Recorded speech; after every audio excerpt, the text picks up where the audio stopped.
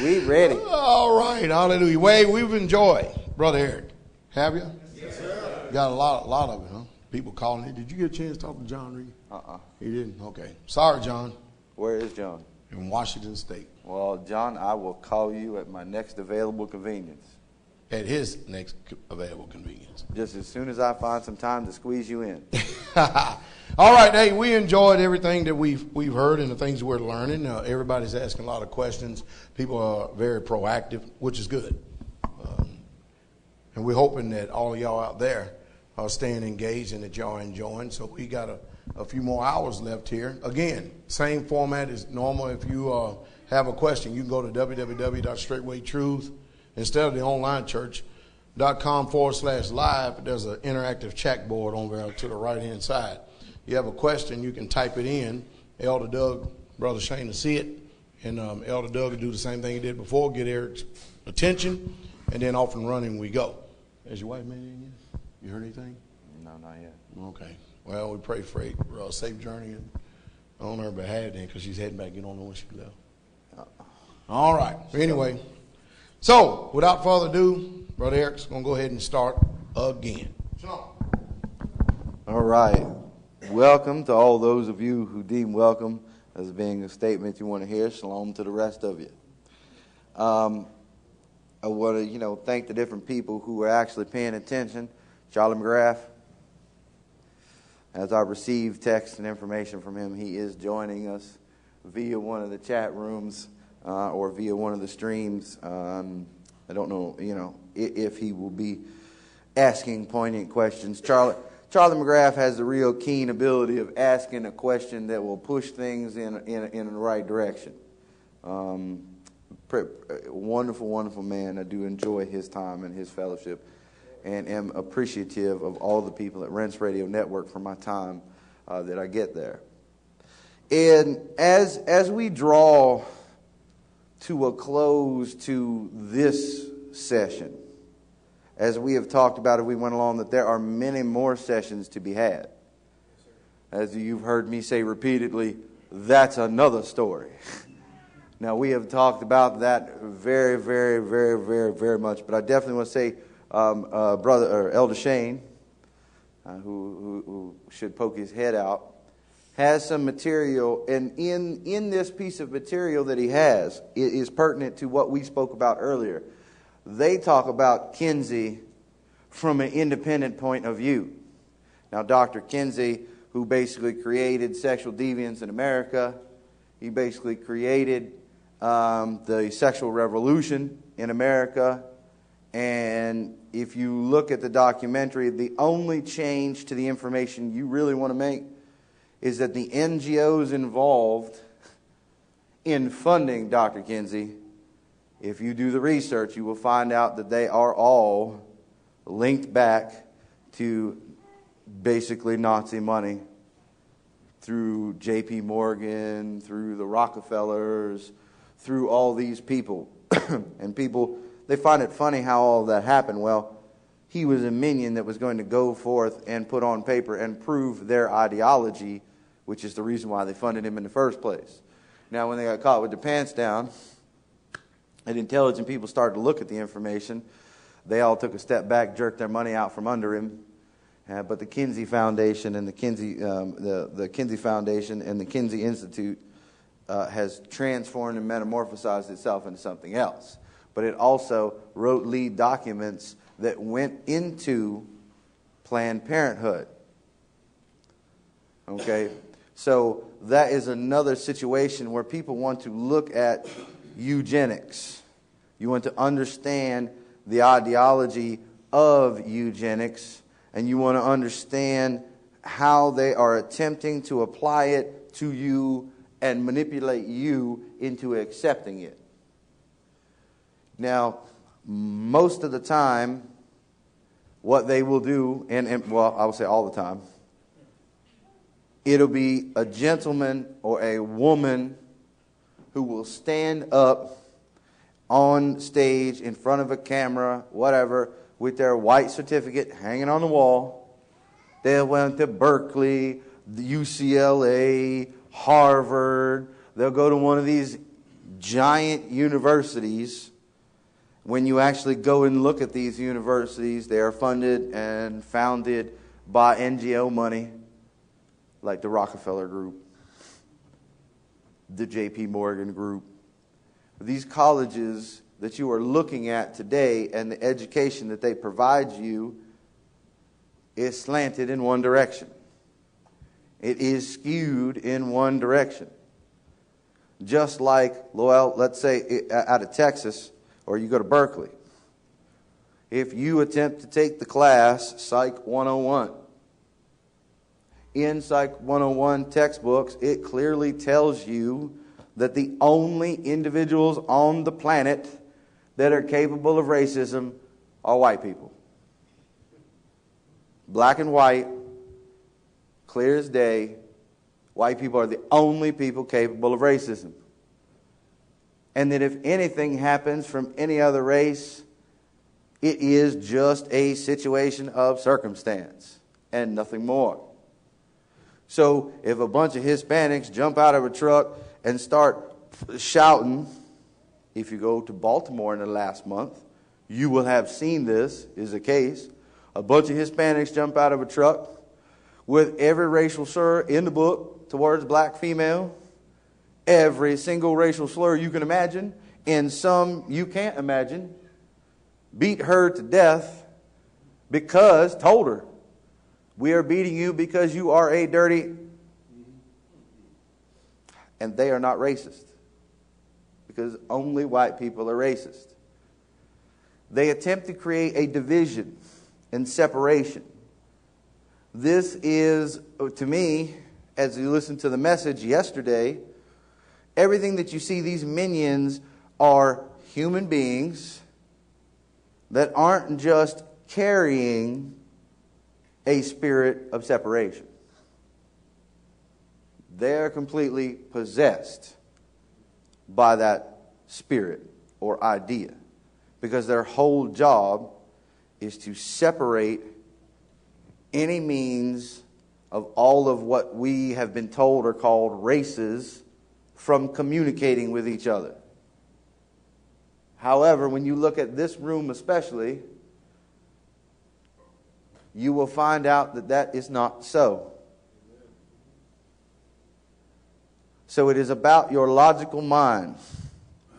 You must apply your logical mind and diffuse these arguments with the Bible and your own logic. If it doesn't make sense, then guess what? It don't make sense. It's a lie. Something's wrong with it. Now, Agenda 21 is where we really left off. We started talking about a map and a consolidation of the human population. There is a sustainable development map for every nation on earth. It's not just you. The sustainable development idea has now permeated the United Nations. So the idea of stack 'em and pack 'em and rack 'em cities, no one living in the countryside, unless you have a direct license from the Fuhrer to farm. That is a reality. Now, we can change it around and we can say Joseph Stalin, but if you lay the ideology out on the table, take away the region of the world, discard that piece of information, take away their social names for what they call it, and look at the data itself as to what they actually do and practice, you realize direct democracy, social democracy, our democracy, communism, fascism, and just about any other ism you can come up with carries out and proceeds in the same exact manner. And it all revolves around you, the little people, giving power to the elites, and they pat you on the head, don't you worry, we're going to take care of everything. We're bigger, brighter, stronger, faster, whatever it is you want to label them. They're better That's what they tell you. If you notice, there is a new name arising for this information. It's called a technocrat. A technocrat is a superior, intelligent being who can make decisions that your little emotional, downtrodden soul cannot make. He is smarter than you. He knows who to kill and who not to kill, because it is necessary to the end game. Understand, the government of Italy fell. A technocrat banker was appointed as its leader.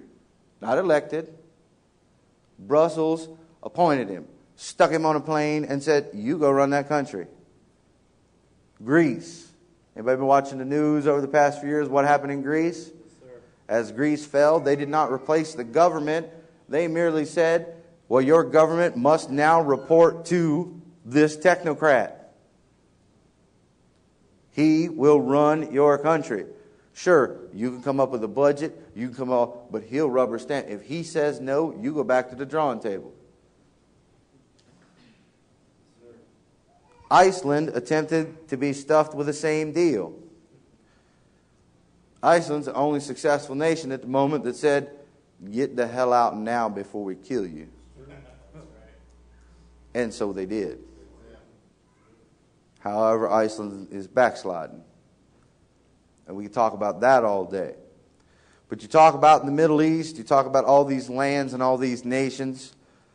The appointee, now everybody says they look at Egypt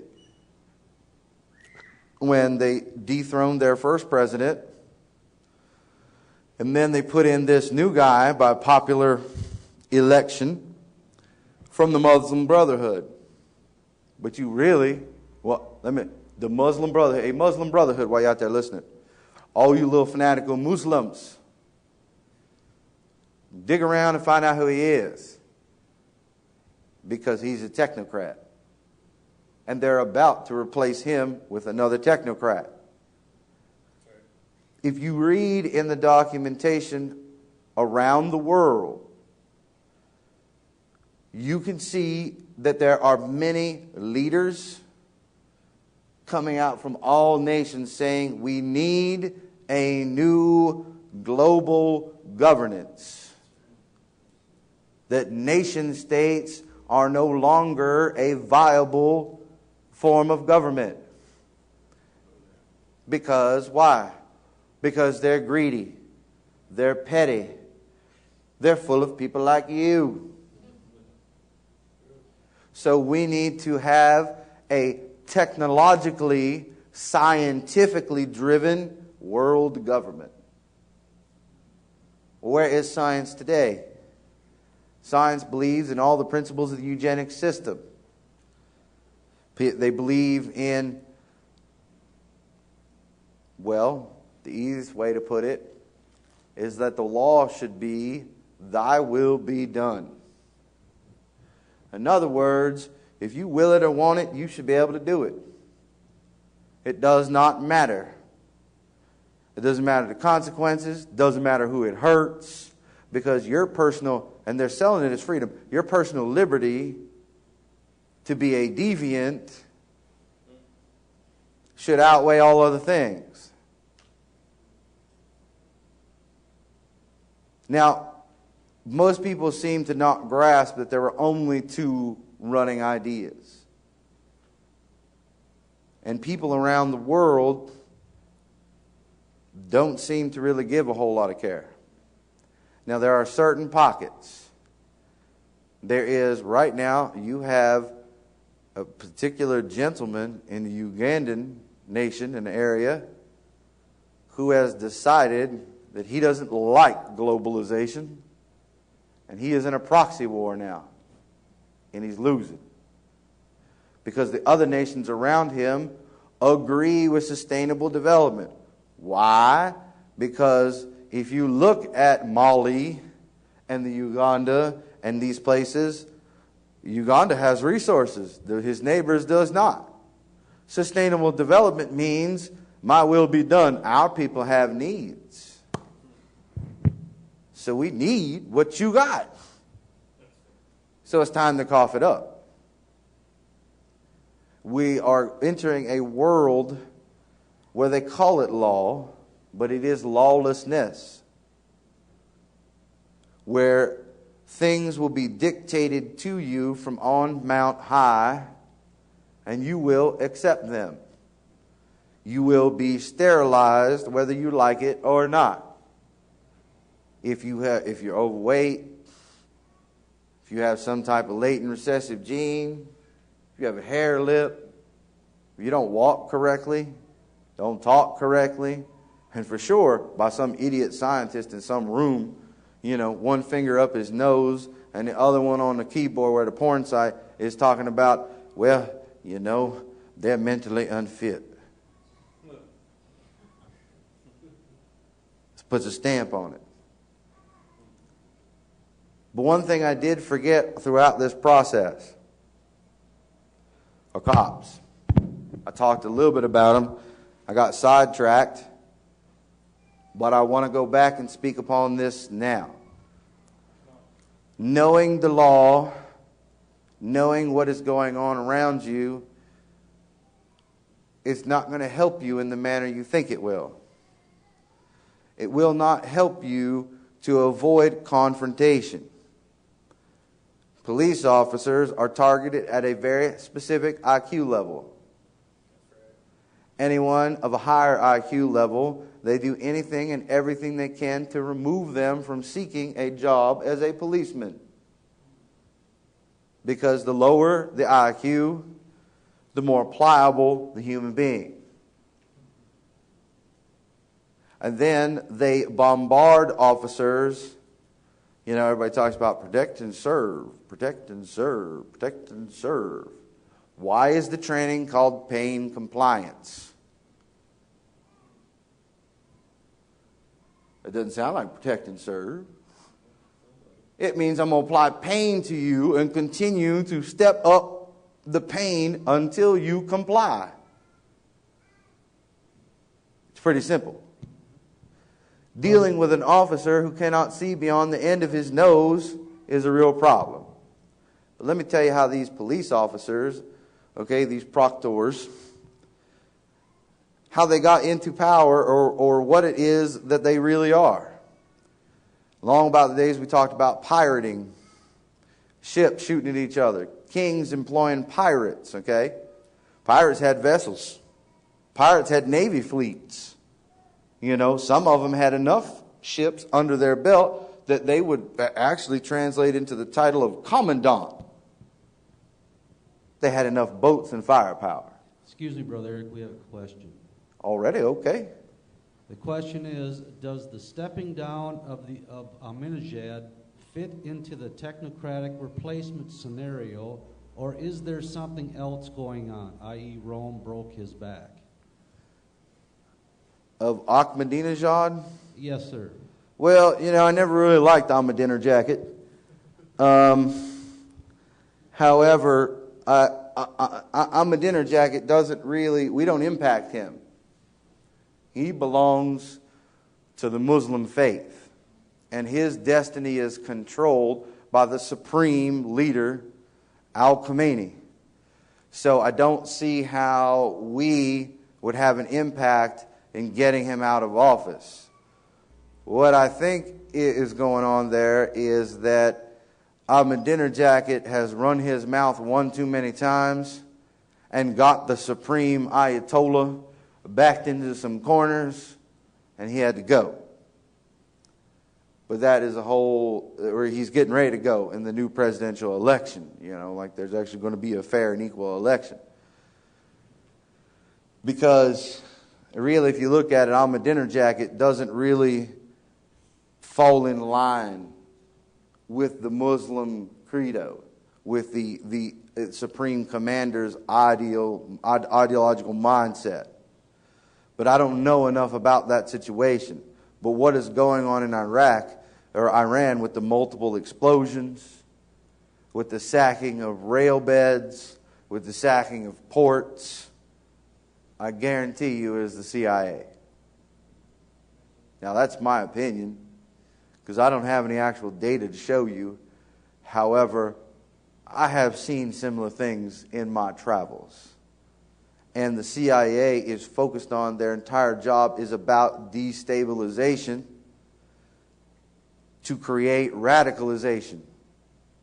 Okay? They will destabilize a leader or a government, no matter what kind of government it is. If they want in that nation, they will destabilize the control of that government. They will cause enough terrorist activity. They will kill enough people in the right places, blow up enough resources, blow up enough accesses to get to those resources, or the access where the resources are transmitted somewhere else. They'll blow up those byways. They'll blow up bridges. They'll attack places of faith, okay, on purpose, because they are looking to radicalize some group within that country to create fear. Now, I've known quite a few Muslims in my life. Now, there are a lot of Muslims out there who are dangerous. There are a lot of Muslims who are not. However, the gentleman on the TV who leads the Muslim rebellion in Syria, okay, who cuts the chest open of a human being, one of the president's men, pulls his heart out and eats it on camera. Okay? I have never met a Muslim like that. And I've met murderers. I don't know what that man is. I have no idea. But these are the types of radicals they push forward. Because it doesn't matter which side the radical's on, it generates what? Fear. It generates a state of crisis mind. This is where we want to talk, and we want to talk a little bit about, too, the state of crisis mind must be avoided at all times. If you are in a state of crisis mind, you cannot make proper decisions. This all ties back once again to the mental aspect of this game. That it is truly about having sound mind to make sound decisions. You should know what evil looks like. If you slow down, you will see it. And it really doesn't matter which side of the coin you're on, you should tell it. What they say, I just want to make sure you get back to the function of the police so we don't get off track. Right. Now, the policemen, if you go back in time, these pirates, a king would basically write a letter. Oh, hey, you got 10 ships. I got a hole in the coverage of my coastline. I tell you what. Let me write this little letter here. I, the king, hereby decree that you have station in my court. And as long as you give me 50% of your booty, you can operate and kill, maim, destroy any ship you want, take any booty you want, as long as it's not whatever ship my kingdom is. So the English had their own privateers. The French had their own privateers. Well, the privateer is a better juiced up name for a pirate. He is a private naval force. Privateer. Well, as we move forward in time, the wars start to die down. Things are getting running real thin, real bloody. Okay? And they're looking at it saying, okay, the privateers were a bad decision. We should eliminate them. All nations on earth eliminated privateers except for one. This one. And if you go to a state troopers assembly, now we've already informed you and come to not only the conclusion but the comprehension that the law that they force on you is the law of the what? The water on land. Now go to the state trooper barracks in any state and sit through the training. They will tell you that badge represents a letter of marque. that badge means they are a licensed privateer on the open seas. Now what's a police officer? He sits in his vehicle. He works for a commandant, which is whoever the judge or head of the municipality is that you are presently standing in. And all they have to do is share their booty with the federal government, and all is good. Look at the search and seizure laws. Look at the seizures pursuant to an arrest. Stare at them. Who gets that money? The local municipality. Who gets to impound that car? Y'all have seen them. Come out here to the police auction and buy some automobiles. You get them cheap. Pennies on the dollar. Because they're selling the goods and the booty that they have extracted from you. Now look at it. Another private organization. CPS. Child Protective Services. Now it may have some other name where you're from or where you're from. But you know, if you look at it, it'll be the same thing. Who do they use? Pirates. They sail out on the high seas, kick your front door in, scoop up the kid.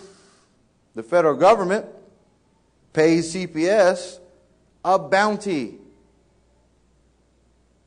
And each child, depending on its situation, is worth a different amount of dollars.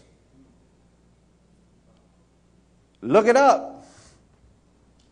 Oh, they're not kickbacks. No, We're not being bribed to go into people's houses and take children away. No, that ain't what we're doing. No, But you built a new annex onto your building. You hired 20 new officers because business is good. This is the world that you live in. This is an experience you must. They even have a new version. And the new version is to collect things from people who can't defend themselves. That's called APS. Adult Protective Services. You ever wonder who those people are that come in on the property and say, well, they're too old to tend to their own needs. And then the rest of the story is a little old so-and-so, a little old, is out the door. They're at a home. They got the trailer jacked up on the back of the truck, selling it at the corner of the auction. The land is done sold. They got some guy standing up there on a milk crate, beating on the gavel clock. Come out, go. Anybody want to bet? Come on, get this land, Against the person's will. They will take you off your land. They will stick you in a home. And then, to pay for that, supposedly, we got to take everything you got. Even if you have children who can inherit what you got. They don't get anything. Oh, you want the land? You want the property? Well, we figure they're 64 years old. They're going to live at an average of 15 years at $13,200 every year. You need to pay us 50% of that up front just in case we know you don't run out.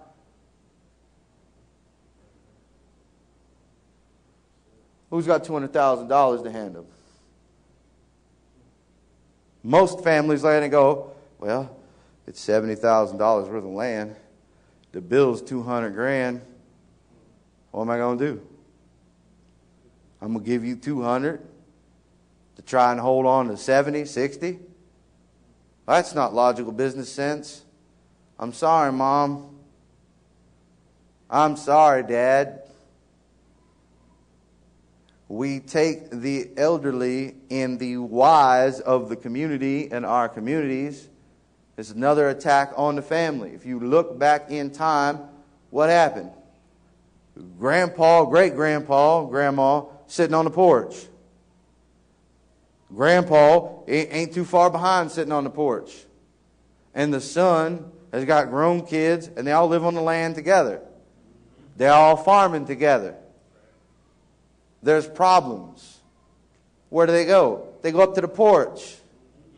Grandpa, I'm having an issue. Can you shed some light? Can you bring some wisdom to the situation? Great-grandpa, grandpa, whichever one it is, I know there are people in this room old enough that has experienced it. The elder of the family, even if it's, let's say it's the son talking to his kids, I have seen it. I have seen the grandpa stagger down off the porch and snatch his son up by the ear and talk about, what are you doing, boy? You're going about it wrong. But now there's no one there to snatch him up by the ear. Because we've decided to take our elderly because they are too much trouble. The same thing for birth control, right? Same excuse they use for you to abort babies. So you need to abort them on one end and dump the other ones off in the ditch somewhere on the other end. Old people, come on now. They take hospital care. You got to change them. Someday you might have to clean up after them. Oh, and God forbid we have to spend time with them. Because, I want to go fishing. I want to go watch a movie. I want to go with my wife somewhere. I've got other things to do. I've got to go to the bar and knock back 7 or 10 beers. They have made the beginning of life and the end of life an inconvenience. To convince you to give it away. Now go back and look at sustainable development. And let's look at Obamacare.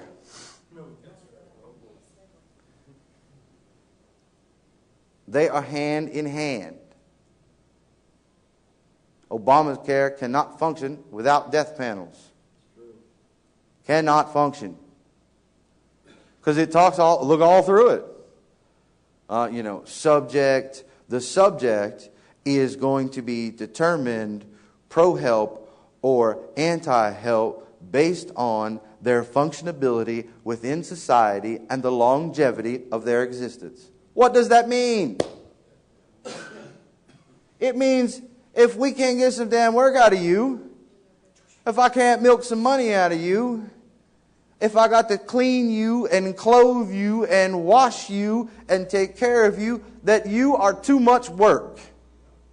And it is a benefit to society for me to go ahead and kill you so that I can spread that money around with other people. Now look at the colleges. What do the college students say? Yeah, we need that money. Look at them. Look around your country. Oh, look at Time magazine. What do the college students say? It's okay because they already got theirs. Now it's my turn. But the idiots never contemplate that one day they're going to be there too. All they care about is their financial success now. Then they want to cry when they get there later. But they didn't care about it. They willfully accepted it. Sustainable Development and Agenda 21 called for SOPs. Military men in the room and other people will know that is standard operating procedure. SOPs to be written and listed in the military on how to deal with American citizens that will not comply. Brother Eric, we have a question. Somebody remember where I was at. Go ahead. Okay. Under Obamacare and what basically is legalized euthanasia, do you think it will start to apply not only to the elderly but also to other age groups? Oh, yeah. Well, see, if you look at it, Obamacare, if you actually, let's jump back in time now and look at its predecessor. Because by the time hopefully we're done with this little piece here, you will understand who it is that's in the White House. Truly. Obama's acceptance speech, there are 313 identical phrases between Adolf Hitler's acceptance speech and Barack Hussein Obama's. Anybody know what the brown shirts are? Do you know what the blue shirts are? Look them up on the internet. Inner city boys in BDUs, combat boots with blue shirts on. Yeah, that's right. We love Obama. Obama gonna save the world. Marching. Who do you think is going to exterminate you? Barack Hussein Obama. Well, we can no longer depend on the military. We need a private force just as well funded and just as powerful as the United States military, because they can no longer carry the burden alone. One of the old staples in America, Boy Scouts. Did you know in 2009, Barack Hussein Obama has funded money to create an all-new training program where the Boy Scouts take out airsoft weaponry. They create small fire teams, 6-man fire teams, and they are learning how to raid houses, how to kick in doors. They're learning how to raid planes, buses, trains. The Nazis are on the march. They're coming. And just like many people, when Hitler was in office, but he was not Jan Führer, he was just a high-ranking political official. You should go back and research. The exact same things took place. Exact same things. Look at the edification that they are giving out, or the promotion of gay people, of faggotry. Lay it on the table and lay Adolf Hitler's on the table. Tell me it ain't the same. I dare you, if you find it, and you could prove it to me that it ain't the same, I'll listen. But I've looked. I've read the documents. I've read Mein Kampf. Hopefully the people in this room will too. The only thing interesting you'll find out about Mein Kampf is he did blame everything on the Jews. Do you realize that that is the only major difference between Karl Marx's Communist Manifesto and the Mein Kampf book? Karl Marx said the Jews will save us. Hitler said we need to kill all the Jews and find someone else better. All the problems and solutions other than that were the same. How to manage the economy, the same. Gay rights, the same. The mental attitude to society, the same. You see, people look at them and they call them, there's a lot of debate. People say in the Bible that there are 3 antichrists. The third one is the successful one. The first 2 are just cullings. Well, I'm here to tell you, I don't know if they are antichrists, but I certainly know that we have many prophets of Satan. Just like Yah had prophets. I'll name some of them. Adolf Hitler, Joseph Stalin, Chairman Mao. Read their books. They all wrote books. Just like the prophets of Yah. They could roll them all together and call it their own Bible, because it's the same basic idea, only different. It goes down the other side. They say that children should be subject to homosexual acts in the school system. That they should be taught how to carry out and conduct themselves in homosexual activity. Agenda 21 is a giant, nasty, disgusting puss ball.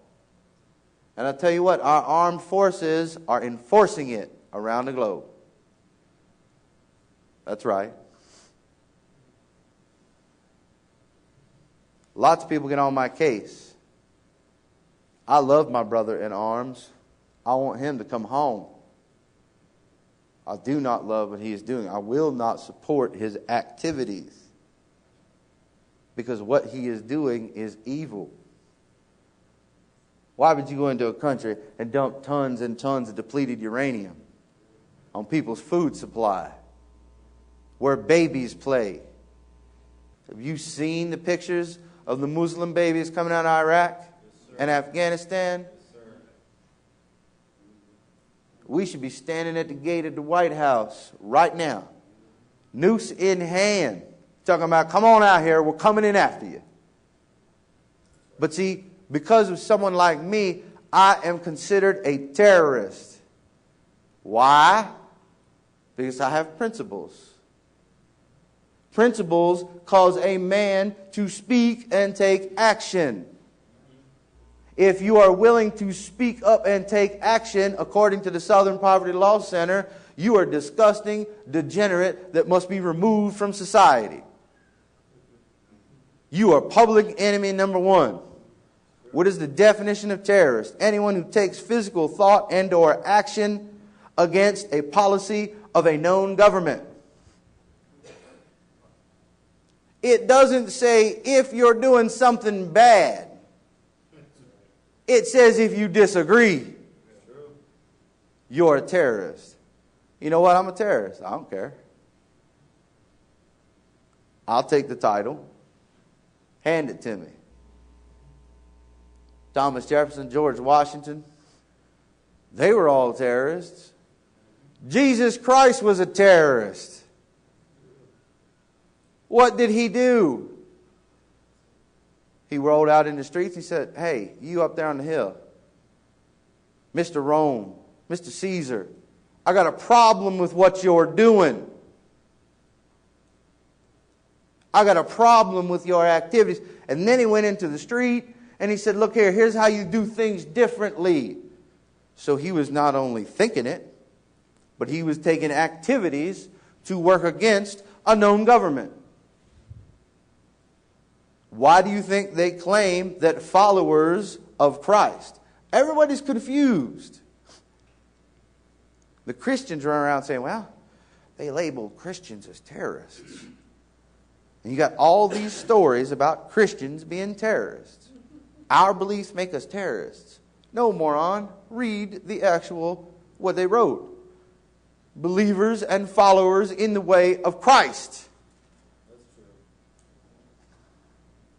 And we already know Christians aren't believers and followers in the way of Christ. However, the fear still keeps them in check. Seeing Christian homes or Christian churches raided by the FBI? No, because they're not terrorists. It's all of the individuals and the people and the sects or religions that say, no, I do not agree.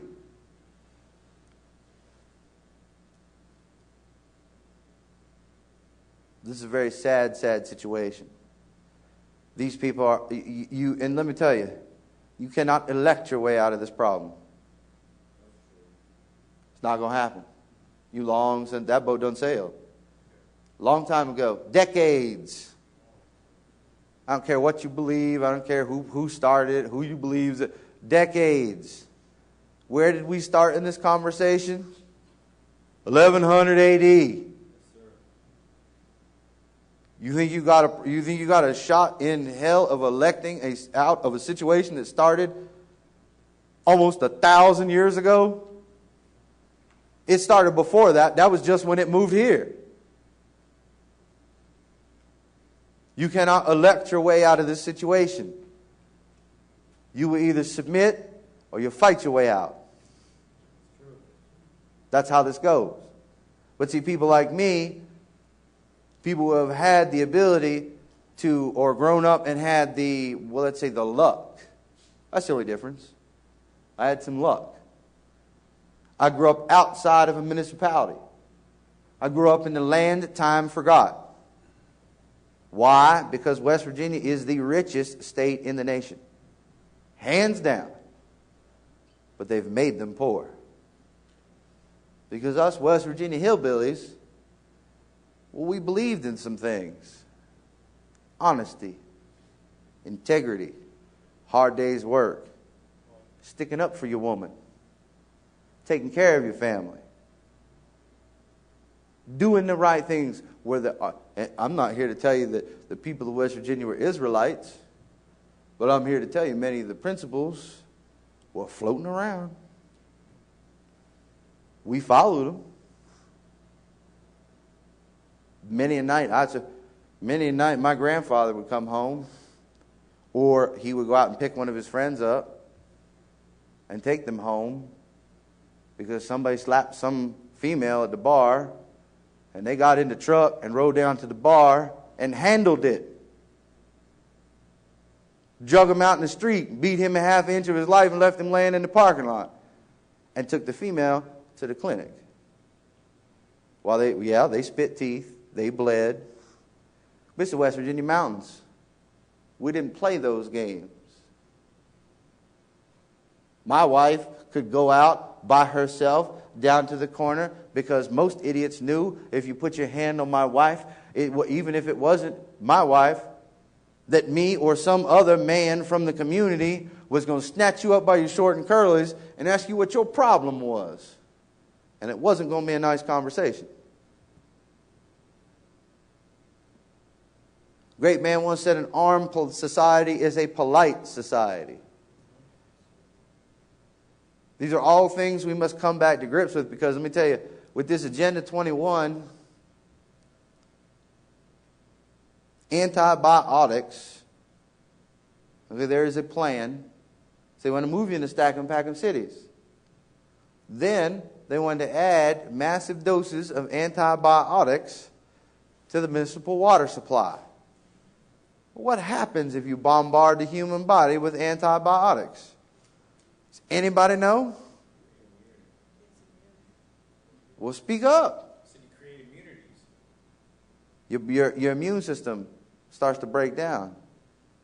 Stops working. The antibiotics will no longer keep you healthy. They want to move you into a city and keep you in a semi-induced state to maintain obedience. There's a big old giant book. It's like this thick. It's this big. They call it the Big Red Book. But that's not its name. It's the study for a sustainable, developed tomorrow. You can receive this. You can go right now online, go to the United Nations website, go to their sustainable development, and you can order that book. I don't know how much it costs anymore, but you can order the book and they'll send it to you. It's true. Here you go. Have you seen the Fat Blue Book? That's the American version that all condensed down into a small Fat Blue Book instead of the big ugly book. Order it. Read it. See what's in store for you. But here's what I want you to do while you have it. Also go back and open up Mein Kampf, open up the Nazi doctrine, and lay it right down next to it. Side by side. And tell me what you see. I'm here to tell you that Satan, he wasn't exactly completely happy with God saying, okay, you're king of the world. Go ahead, I'm going to turn it over to you. He wants it for real. It's for real when y'all gave it to him, but he wants you to know it. Why do you think out of 194 countries, we got 178 bases? You want to go even deeper? The Third Reich never left. Third Reich is alive right now in the European Union, and it's head up by this individual this individual, her last name is Merkel. Use your brain. When they collapsed and they ceded and they gave up all the territory, they transferred scientists, documents, everything that they could, gold, resources, so on and so forth, into the American society. The Americans made an agreement with the United Nations. Well, the United Nations of the time. And the United Nations signed it.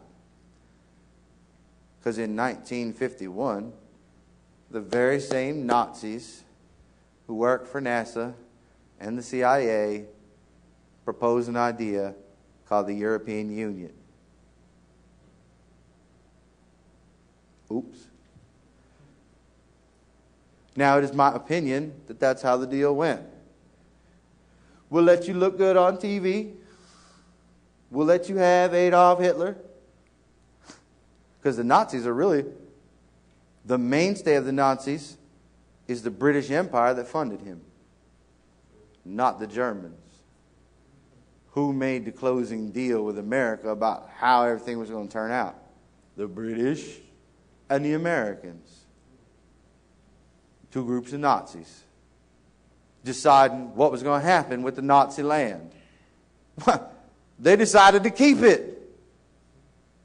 They just had to wait long enough for you not to know it. Because if the truth is truth, follow the money. Think about who benefits. Look at the news today. Who are they all complaining about is funding all these bailouts? It's one country. Its name is Germany. And they are the ones that have stacked all those European nations owe the debt to the Germans. And the Germans have now conquered Europe without firing a shot. Oh yeah, some of the European countries, they're trying to back out. They realize what they've done. They're trying to do this. Hey, we're looking for the door. We really need to talk about that we need some reform. We need to vote on this. We need to hold up. And they're heading for the door. Some nations. But what happens to those nations? Bankers come in, invade, bomb, kill, maim, destroy. Italy tried that. The Italian government, I said earlier that they fell. You want to know how they fell? They said no. What did Brussels ask for? What did Merkel ask for? Gold. We want 72% of your gold reserves. Italy said no. Brussels liquidated the Italian government. You roll down into Greece. Look how Greece panned out, right? What'd they get? 62% of their national resources and 78% of their gold. And Greece submitted. Spain is about to implode. Cyprus is already imploded. What did they do to Cyprus? 69.1% of their gold. And some of the fiat money. They ain't got enough gold. All right, take some paper. Put a little paper on top, make it look right. Look at Spain. Mass exodus. Spain, Portugal, France. Where are these kids going? They can't eat. They're going anywhere they possibly can, trying to look for work. But the Western Hemisphere is stable. It is a stable form of government. It's always been interesting to me to say that we spread freedom and democracy. So, if I live in one of these foreign nations, I have a choice while staring down the barrel of your gun, right there at my forehead. Oh yeah, freedom and democracy sounds great. I'll take some. You just take your finger off that trigger, would you please? I'll vote. I'll vote right now. There's no freedom. Look at our soldiers. Look at the Times again, Time magazine. Look at the articles about what we're shooting our soldiers up with. Ritalin, Prozac, mental juju cocktails, shot all up in them so they will do any manner of unscrupulous deed because they're mind numb. And we allow it. That's what it really boils down to. We as a nation, not just Israelites, but we as a nation and as a people, we allow it. We run around this world, we talk about, come to America, it's freedom. And they always have, it's not a white guy, it's a foreigner, right? He stands up there and he's telling you, oh, it's great. I have my business. Come on over, it's great. And you get here, and what's here? Slavery and servitude. Brother Eric. Yes, sir. Got a question. Go ahead, Elder Shane. Is there any merit to the supposed or targeted attack on the power station during the hurricane that hit New York, that there was hidden subterranean vault full of gold and it mysteriously disappeared because Germany asked for it?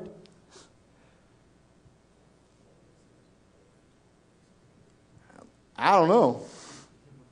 I have no real idea, to be honest. That is something that I have not had the chance to look at or assimilate at this time.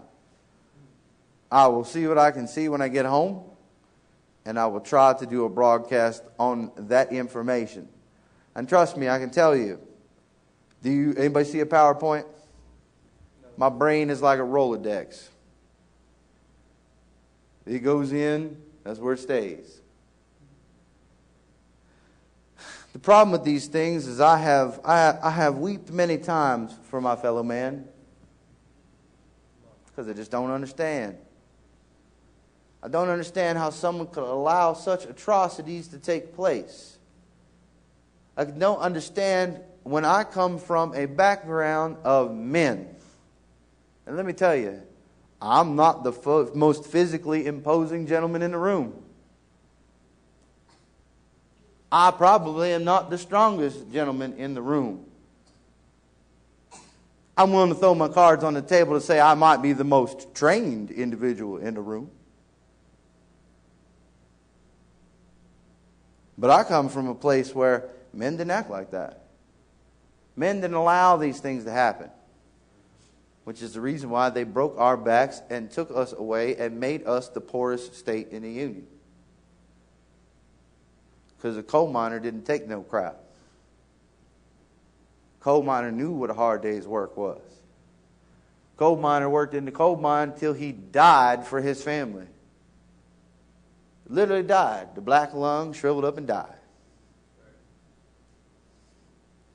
Go to work coughing things up into their cup that's darker than their coffee. I know, I've seen my neighbors do it. And they talk about, oh, I'm good. I'm good. I got a couple more days in me. Where's my shovel? Now, granted, they may not be Israelites, but I respect them nonetheless. Because it seems that they display the characteristics that nobody else can. Stand up on your feet. Address the challenges that are ahead of you. And don't get me wrong, everybody in this room ought to know by now, I was suckered. I'll be honest. We'll lay it all on the table. I don't know anybody in this room as far as your actual scholastic achievements. But I can almost tell you that my IQ is probably 25 points higher than anyone in this room. And I was duped. I did those things. I hurt people. So don't completely feel bad, because the light of truth was not shown yet. Now you have had the benefit to be on the walk towards the light and towards the kingdom of Yah. But do not falter in his teachings of using your mind. The Satan or Satan is a deviant master of the Jedi mind trick. He will cause the wise man, the genius, to do the stupidest things on the planet. I'm not ashamed to admit it. Attempting throughout my life to be recruited by these individuals. I started being tested in my 5th grade. It didn't stop. They kept hounding me. All kinds of societies, all kinds of individuals coming to the school.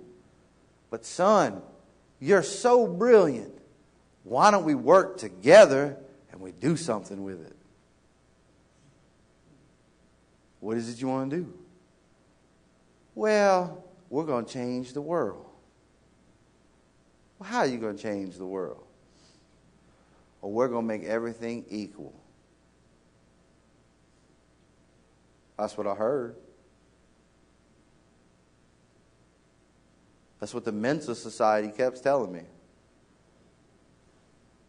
Look what they're involved in. 70% of Mensa Society members end up going into think tanks.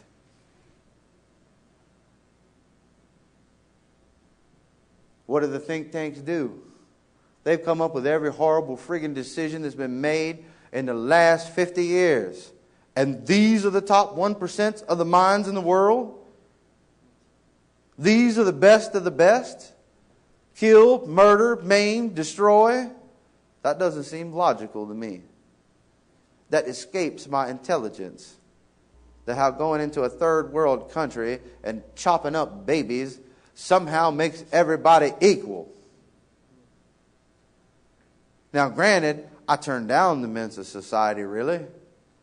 I didn't take any of their training, so maybe somehow I missed a class that would have showed me the divine wisdom of killing babies makes everybody equal. Maybe. I'm seriously doubting it. But maybe I am insane. We talked about a lot of things over the days. We should probably spend some time talking about chemtrails. Brother Eric, I have another question, sir. I don't know who you're talking to. I'm going to break you that sir thing. Go ahead. On Obamacare, could it be said, or do you believe that women and men in urban areas are being dosed with drugs causing mental illnesses and deformities in newborns as part of their way of committing genocide? Yeah, I'm pretty sure that's on page 298. But don't quote me. Get it and read it. It's all about adding all kinds of chemicals to municipal water supply. Well, first thing I need to do is sustainable development is move everybody into the stack 'em and pack 'em in cities. Now, Pastor Dallas told you, how do you control a city? You turn the water off. How do you pacify a city? You put the chemicals in the water. So if you can't pacify them, you turn the water off to control them. Look at the sustainable development. I'm pretty sure it's around page 780, but do not quote me. You will see a whole entire operating procedure dealing with mass population pacification.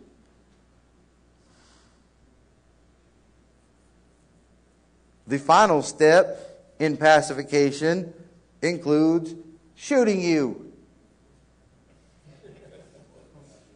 Because ultimately, if you can't be pacified, they will pacify you.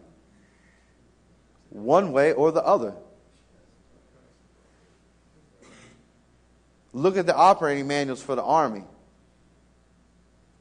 Look at how they tell you that they will actually deal with crisis situations and the American citizen. They actually run drills, training exercises, where soldiers put on actual civilian clothes and they're given lines to read in protest to the approaching military that's training on them. Their lines that they're given to read is, I'm a U.S. citizen and I have rights. The soldiers are being conditioned to hear it over and over and over again so that they will what? Ignore it.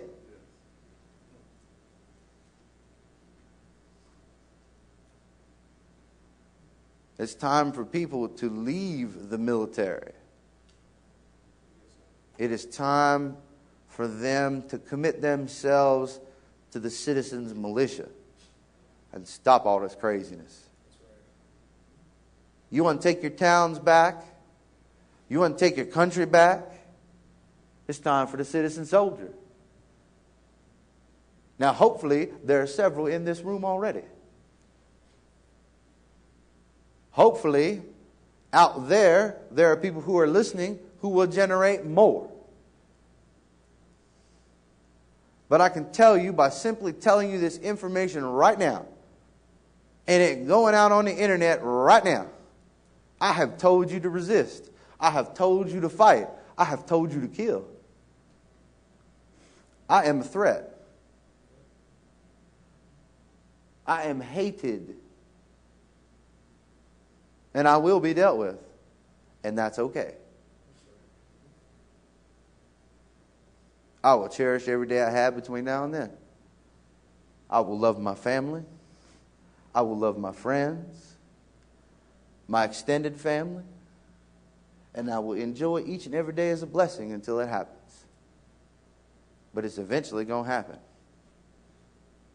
And I will have to stand up and put up or shut up for what I have said on this stage and every other stage I've ever been on.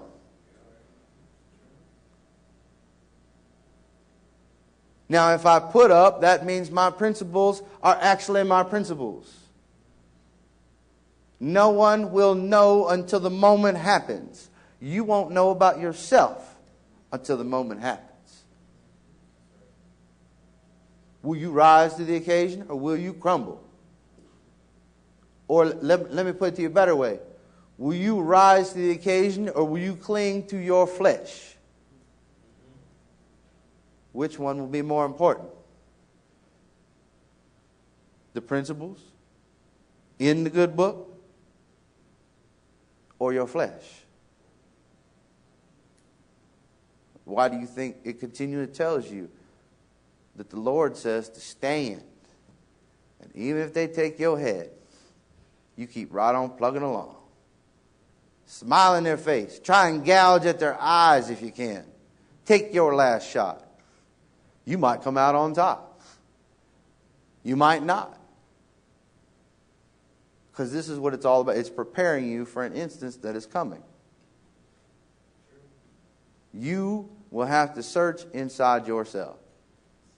And let me tell you what, ladies, if you have done your job, and men, if you have done your job, and you have worked together, there will be no doubt on that day what will happen. But out there, they don't stand a whole lot of chance. Their women don't do their job. The men don't do their job. So these John Wayne fruitcakes wander around, hey, I got my gun.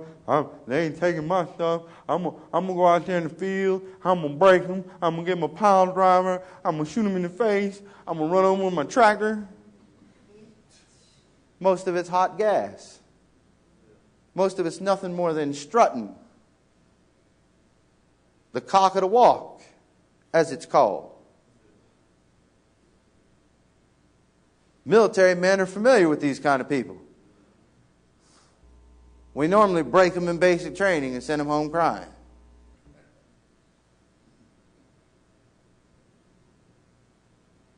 So be prepared.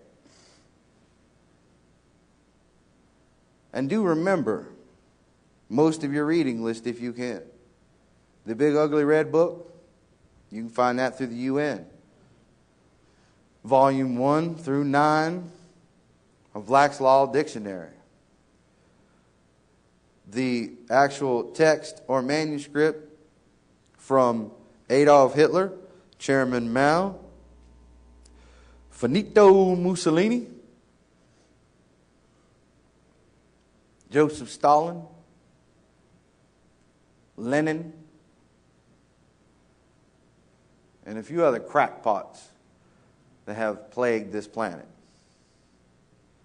Read these books. Assimilate the information. Agenda 21, that right now, Agenda 21, or the proponents of Agenda 21, as I've said it before here, they deem themselves as God-men. And their reason why they haven't risen to godhood status is because all of you plebeians are keeping them down. All your negative thoughts and attitudes towards them are keeping them from manifesting themselves in their godhood. Well, they proposed that idea to a think tank. It took the think tank 5 minutes to say, well, exterminate everybody and you'll become gods. Where do you think the plan came from reducing the population? Now, it's not going to happen. It's their own lie and deceit that they have believed. Satan has poured it in their ear that don't you worry. You get rid of them little dirt bags, them useless eaters, and you'll be God men. Go ahead, kill them all, get them.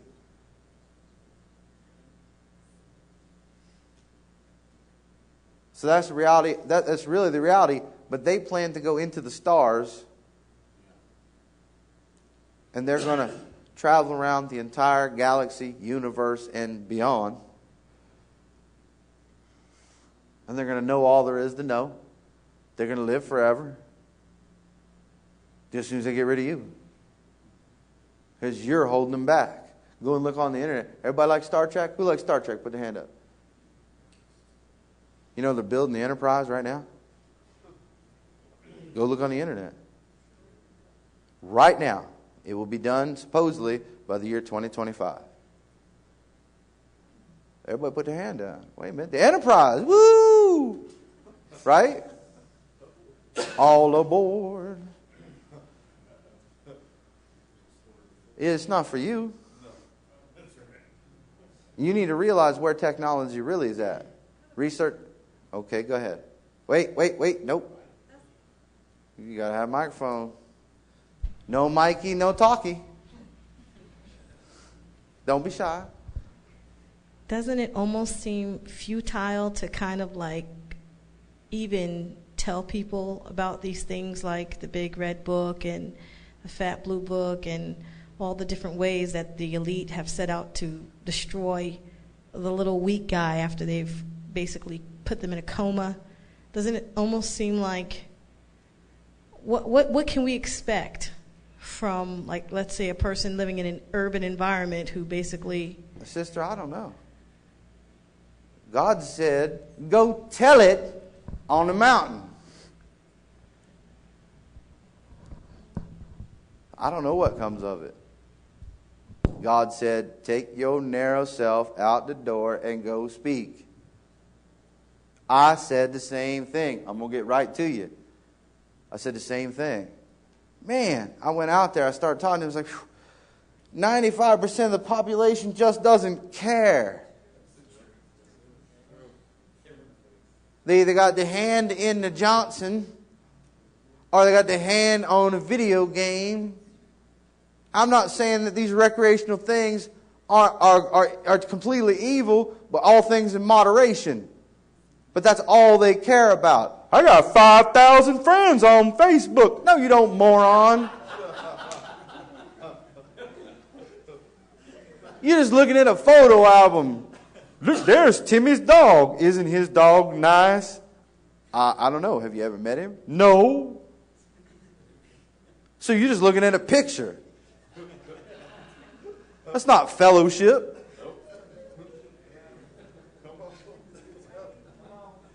Oh, well, Susie is having marital problems down in North Carolina. It says so right here on her page. Let me write her a 500-character message of encouragement. I love you. Enter. What gives encouragement? Words do give encouragement. It's about this. Hey, brother, it's good to see you. You're important.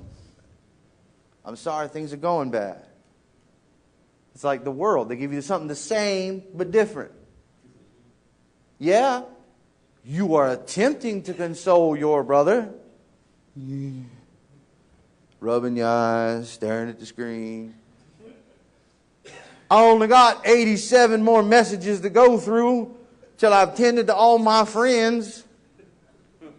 Burning the midnight oil while your kids crawling out the window, snorting coke, having sex, running the street. I gotta get to my friends. It used to be when people said, "Oh, you want to see my friends?" They open their wallet and they show you 4 or 5 pictures. These are my buddies, and this is us doing this. This is us doing that. Now, hey, I'm hanging out with my friends. No, you're hanging out with a humming plastic electrical box. That's what you're doing. At some point, guys and girls, they ain't even going to want women. They're just going to wheel this plastic electrical thing along behind them and throw it in the bed. Hi, baby.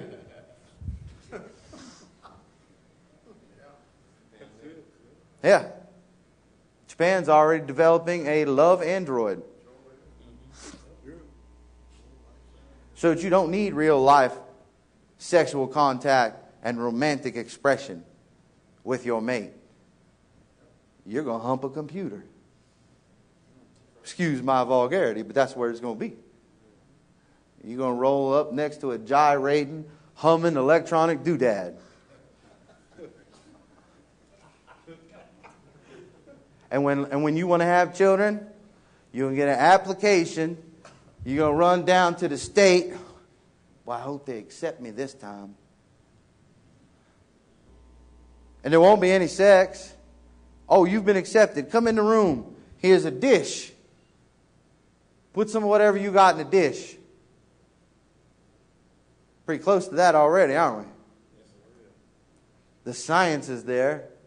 You see, we have told women, you don't need a man. You can have a baby without a man. We'll take you down here to this clinic. We'll pull out this little plastic in the air, and all the cryogenics blow off of it.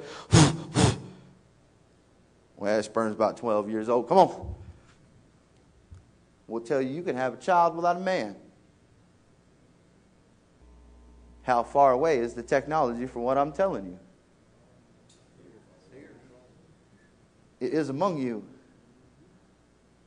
And I'm not here to say technology is bad. Technology has done some wonderful things.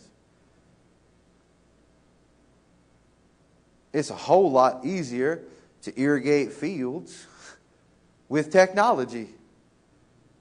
Remember the old days with the stick and the 2 buckets? And you had to have 37 children in a line all day long, up and down, trying to water everything. Digging big, long trenches so that the water would flow into irrigation. Yeah, technology's done some wonderful things. It's like I said, it is what the application is. Nothing is good or evil on its own. It's just like animals in the forest. A wolf that kills and eats. They run around in the pack. They kill and they eat things. Oh, this wolf fell down off of a rock and broke all of its legs. It can't move. The other wolves are going to eat it. It's not because they're evil. They're just flesh acting as flesh. They have no soul. It's you, the conscious mind, that makes something good or evil. Now, my sidearm has hurt no one the whole time I've been here. Would you call it evil? But the moment I pull it out and start blasting, for no apparent reason, it has all of a sudden become evil. Because it's about here. Tools are just tools. Stop hating tools. Hate the spirit that drives the tool. And it's not a human. It's not an individual spirit. We already know. There isn't anybody in this room that sees and understands what deliverance is that can't explain to you how a foreign body, entity, spirit can command the tool that's in your hand. What did Pastor say yesterday? I didn't want to do it. Why'd you do it? I don't know. I didn't want to do that. I didn't want to shoot them people. It just happened. I don't really know how it happened.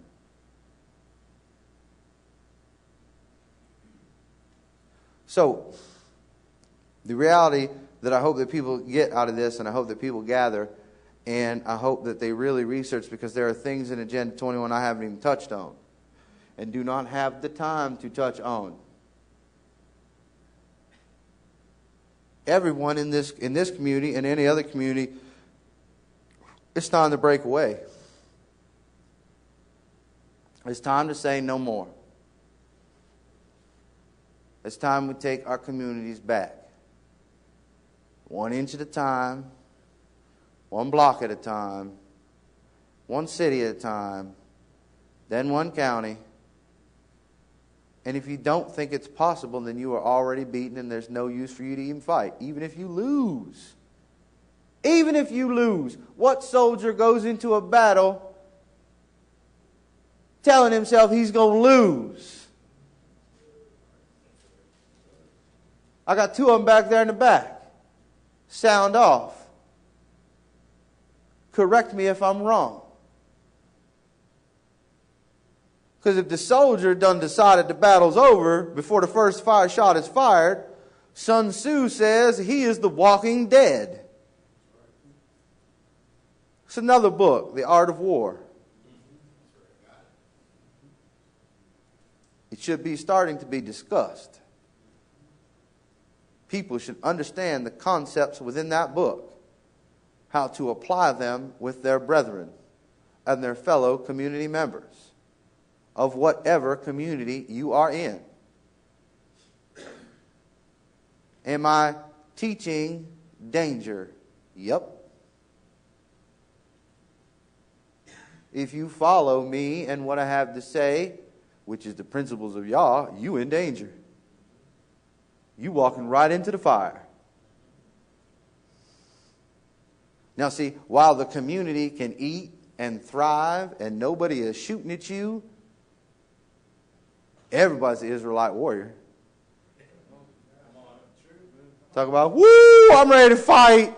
I'm going to poke the devil in the eye. I'm going to jump up on him and stab him with my knife. I'm going to jump behind him. I'm going to kill 3 or 4 demons while I got him around the throat. I'm going to slam him on the floor. And then the bullets start flying. And then you seem to be running low on Israelite soldiers. Or any other version of soldier.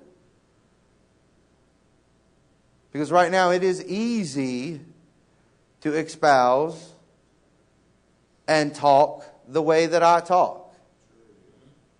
It's simple. Anybody can do it. But even in this community, I see less swords than I'm happy with. I'm not trying to offend anybody. I'm just saying it. You do whatever way you want with it. There should be more swords for sure. That's my opinion. There should be more readiness. That's my opinion.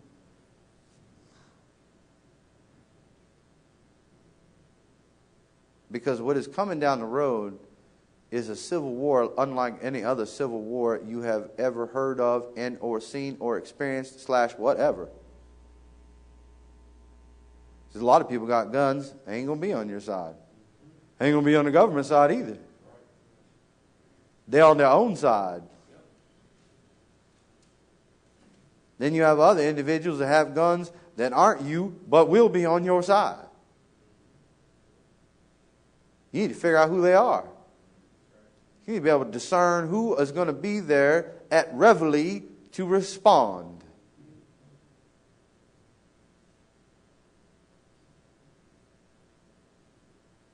It's time to put more energy into the warrior side of the Israelite.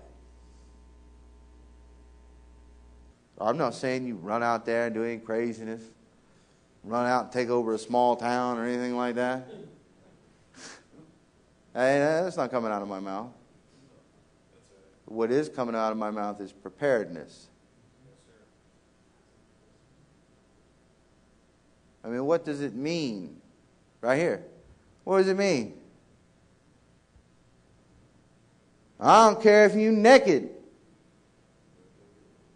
Are you supposed to be naked in front of a woman? Just wandering around the street? Aren't there rules against it? Isn't this the one time Jesus Christ himself overruled his own rule? He said, yeah, it's vulgar and you shouldn't expose yourself. But if you ain't got a sword, I don't care. You sell your garment, you buy a sword, I'll forgive you.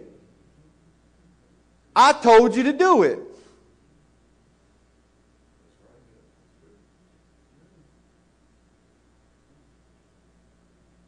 You know, most seminars that I do not end up in a version like this. I think I have done more preaching than just about any seminar I've been in. But there's a reason. You see, in my dreams, I believe that the Straightway Ministries was shown to me to be an avenue of the remnant.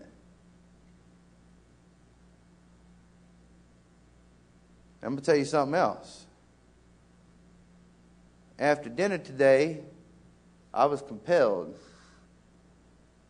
I spent the whole time from dinner, when I finally made it back to my place, throwing up. Until 20 minutes before I was supposed to be on stage.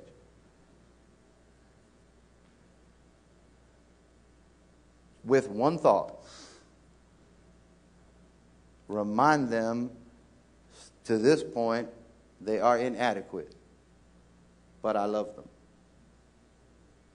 Now you can call that whatever you want. But it's gnawed at me since I've been here. What's your SOP for patrols? For head counts? Where's your grid work? Who's in control of what section? Who's in charge? Where are your fire teams? I'm not talking to one man. I'm not trying to embarrass anybody. I'm talking to the group. Israelite warriors demand the warrior portion. You can't put on a t-shirt and scream bula bula at me and tell me about you a warrior for Yah. I love everybody I've met. Every single individual in this community. So you know why I'm sick? Because I have to say something. I was trying not to. I got sick. It welled up inside of me. I had to blow chunks. Because at this point, I see a lot of dead people. I am a soldier at heart. I'm a soldier by nature. There's only one thing I can tell you. You are not prepared. Almost. This is a glorious environment. Let me tell you, the fellowship, the love, the friendliness, the compassion, the prayer, the praise, everything you could want is right here. Hard work, determination, a powerful leader, powerful saints. But it's time to stop overlooking the obvious. It's time to rededicate yourself. It's time to walk the way of the warrior and not just the way.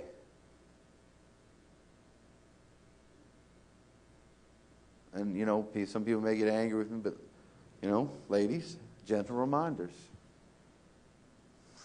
Gentle reminders. Read a good book. What is your job? If you don't know, pick it up and look. What are you supposed to be doing for your warrior man? I'm not going to stand up here and tell you because I want you to look. I know, Pastor, I've seen it on the website. Pastor Dow's already done sermons. Did you miss them? I didn't. And I'm not even here. I came here and wanted to be here more than anything because God told me, beyond the shadow of a doubt, that this was a path to the remnant. I believe him. I don't doubt him. I know it's here. It's all around me. It's just not quite there yet. I asked to come here, and he made it happen so that I could come here. But now that I am getting ready to leave, I believe that I came here for more than just the basic education that I give most people. It's wake-up call time. You need to stop all your fighting. Stop all your nasty infighting.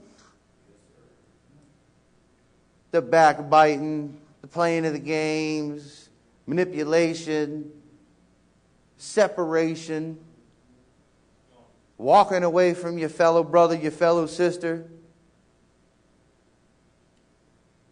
Let's put it to an end. We have a mission.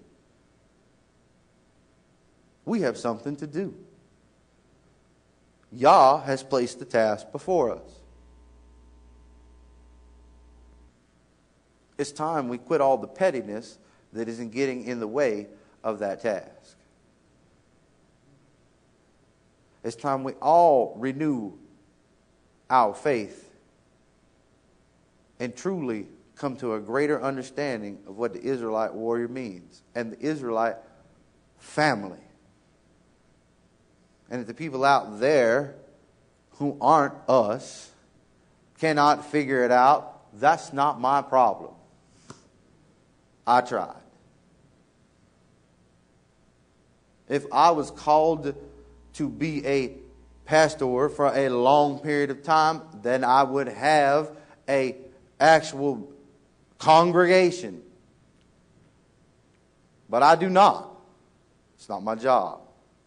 I have not been called for that. Can I do it? Can I preach? I'm pretty sure over the last few days I've proved I can. But the reality of it is that's not my calling. I'm the, you ever heated up grease? And you know when it's ready to cook, what you do? You take a couple drops of water and you throw it in it, right? I'm those couple drops of water. Do it hit the grease and it goes, psh, or does it just go blub, blub, blub?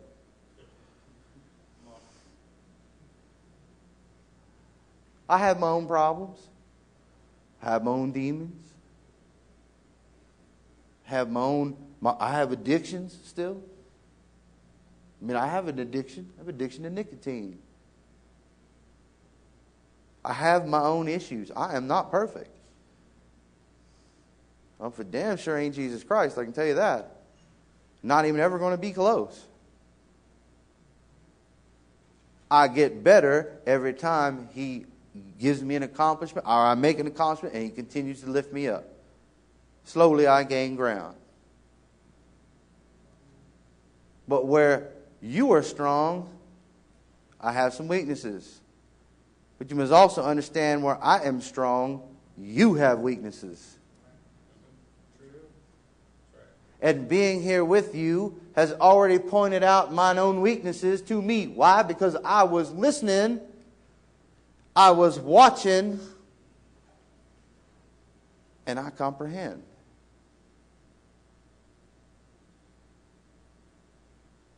It isn't often that I need rebuction because I already know what I'm doing wrong. And I'm man enough to admit it. That doesn't make me something great. It just makes me honest. But before you can be honest with the person next to you, you have to be honest with yourself. That's the same as love. I can't love my neighbor until I look in the mirror and love myself. If you don't like something about you, fix it. Go to your brethren. Go to your sisters. Figure out how to fix them. Ask them what they think. If they chastise you in an ungodly manner, they make fun of you or whatever, then they also have their own problems to fix. And you should move on to someone else who is going to honestly critique, assess, and help you. Do not be sucked into their game. Because all that is a spirit of what? Separation. I was waiting for you. You got that word over and over and over. You know, I was hoping for you to shell it right out there. That's all it is. It's wanting to separate you. They suck you in, so you get in a verbal battle. Yo, you dirty so-and-so, stop saying that about me. Oh, blah, blah, blah, blah. Fine, fine.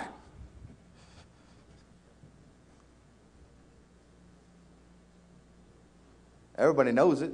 Everybody knows it's a reality. But it's time we make drastic changes, and it's time we start telling people this one simple word. No. Well, you gonna obey? No. No, I'm not. Well, you gonna sign these papers and you're gonna vaccinate your children? No. But no, I'm not. You gonna send your kid down to the school system? No. No, I'm not. Now, you gonna turn in your firearms? No. No, I'm not. Well, you gonna pay taxes because we got to pay for all them abortions and all that money we spend? No. No, I'm not. 2 letters. No. 2 letters that will bring you a world of pain. It'll slam you all up in the hurt locker like you ain't never seen.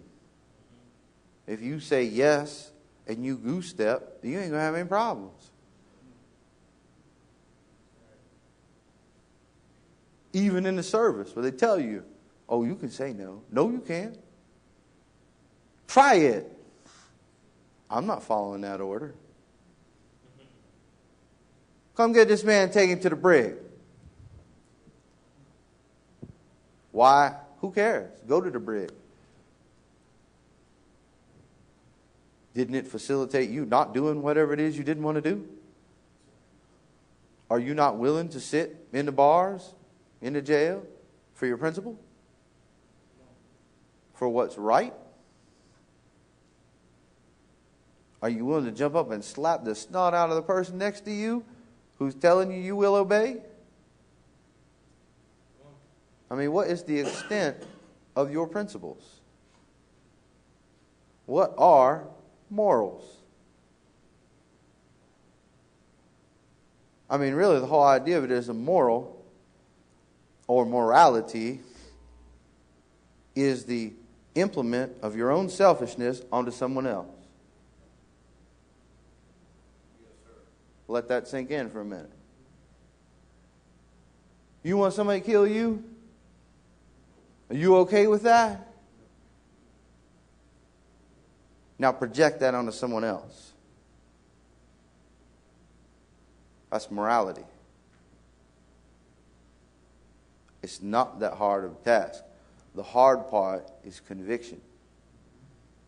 That's the hard part. Can you stare down the barrel of that gun? Can you take them 7 men beating you down to save that woman's life? You got what it takes? You got the heart to stand in there and swing when the odds are so great that you just don't logically seem possible?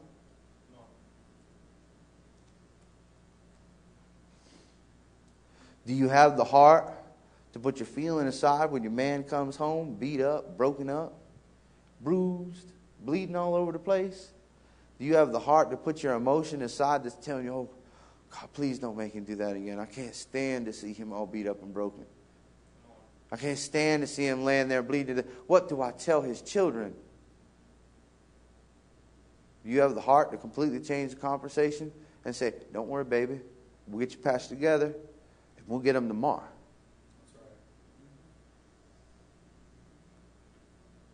Can you send your man out the door with complete confidence in himself, knowing that he may never return? Don't think it don't take heart to be a woman.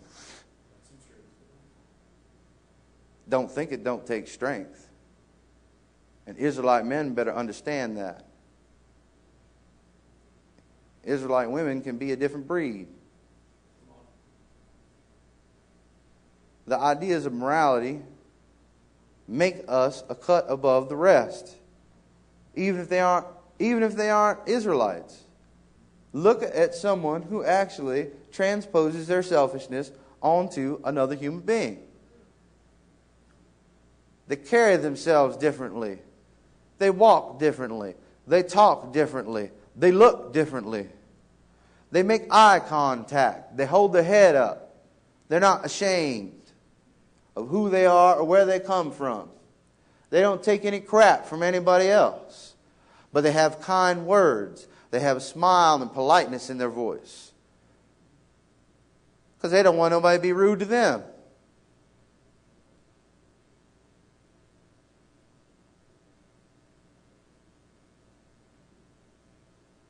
So, hopefully people have learned things from here. And hopefully if anyone has any questions. Pastor, you had raised your hand, but I think I ignored you and went on. No, it's okay. Oh, okay. I mean, you can get the mic. I'll address it. Okay. So basically, you've been presented with a wealth of information and a wealth of knowledge over the last few days. Some of you, we have had conversations where on this stage I have said that's another story. Well, some of you have taken part in some of those other stories for hours on end. The knowledge is within the group already. There are others that I have manned with knowledge that I did not share in this room. I hope that you apply it. I know and have no burden on my heart when I leave here that I have done what is required of me. Pastor back there, he goading me. Give me the thumbs up. But I've done what's required of me. Y'all set a task, and we have covered 1,000 years or more of history, of knowing your enemy, knowing who they are and where they come from. We've named names, we've named societies, groups, people. Have due diligence. Do your work. Know your enemy. And guess what? You're going to come up with a whole lot more questions. The more you research, the more you talk, the more questions you're going to have. This is a scratching of the surface. There's much more to come. Like, once you start reviewing your sustainable developments, it's going to tell you, and it's going to tell you who the names are when you actually run it all the way down the list, and you'll find out who the local politician is that believes in it. Their name. They have signed the documents. They have done the dirt. They live around you. And they are selling you out.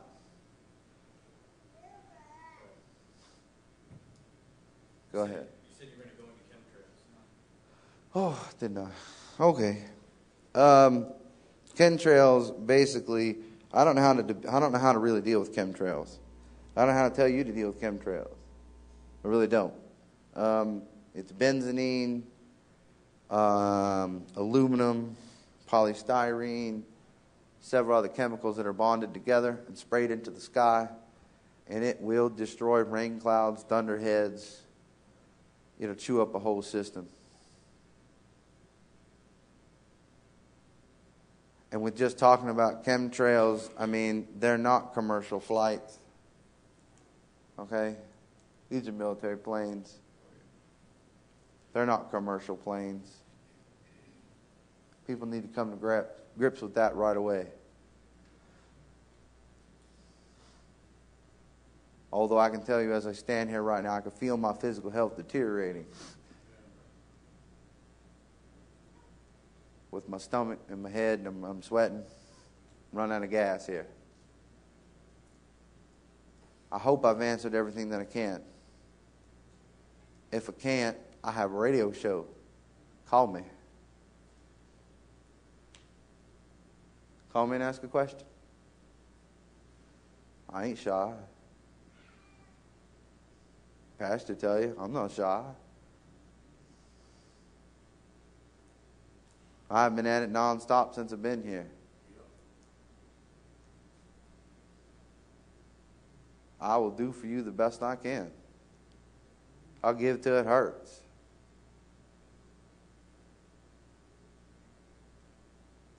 Now it's time for you and you out there to do something with it. It's time for you to pick up the ball and carry it forward. Be the captain of your ship. Command your own destiny. But you know what? If it's the end of days, the end of times, meet it with your head held high. Why not? You guys are going on somewhere else, right? The only people you need to worry about is the people that ain't. And those will be the guys scurrying around worrying about their flesh. Not about what's right. Now it's going to take you time to weed through those people. But you will get there. So I really truly hope that we all rededicate ourselves. It's time to temper ourselves. Anybody know what temper is? So you continue to take the metal, stick it back in the heat, and beat on it. To temper it. You change the molecular structure by continuing to beat on hot metal, making it stronger and stronger and stronger. Until you have carbide titanium, invented by the Japanese, that'll cut through marble. That's right, a sword that'll cut through stone.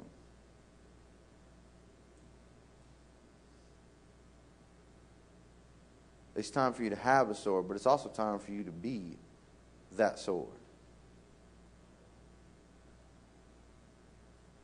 Now, any real Israelite, and I'll also boot this, any real American should completely comprehend the words that come out of my mouth. I thank you all for having me here. I truly appreciate every moment of fellowship I have had since I have set foot here. Everyone knows who has talked to me.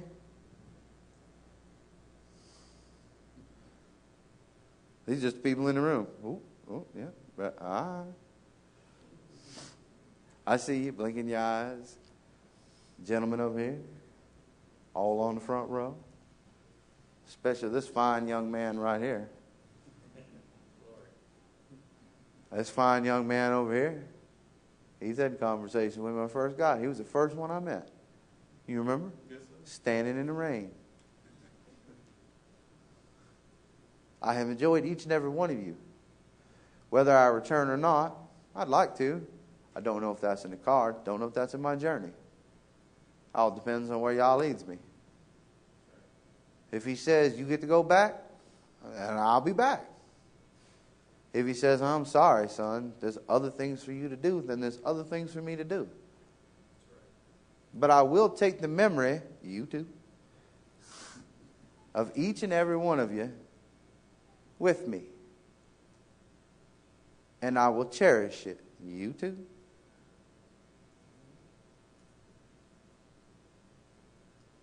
Chaplain.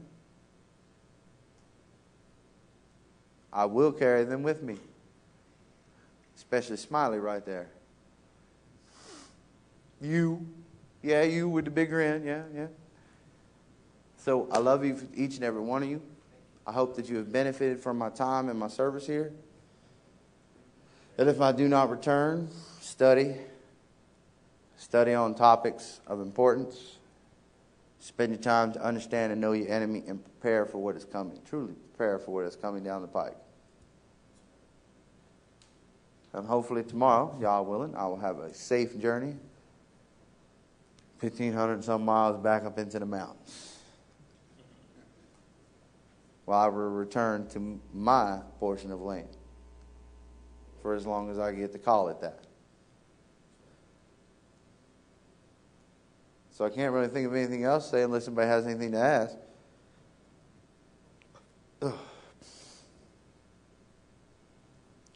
And I hope that all of you remember me.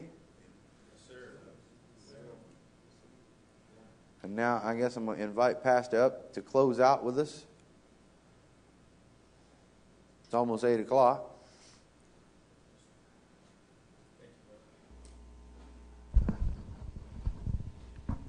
All right, shalom.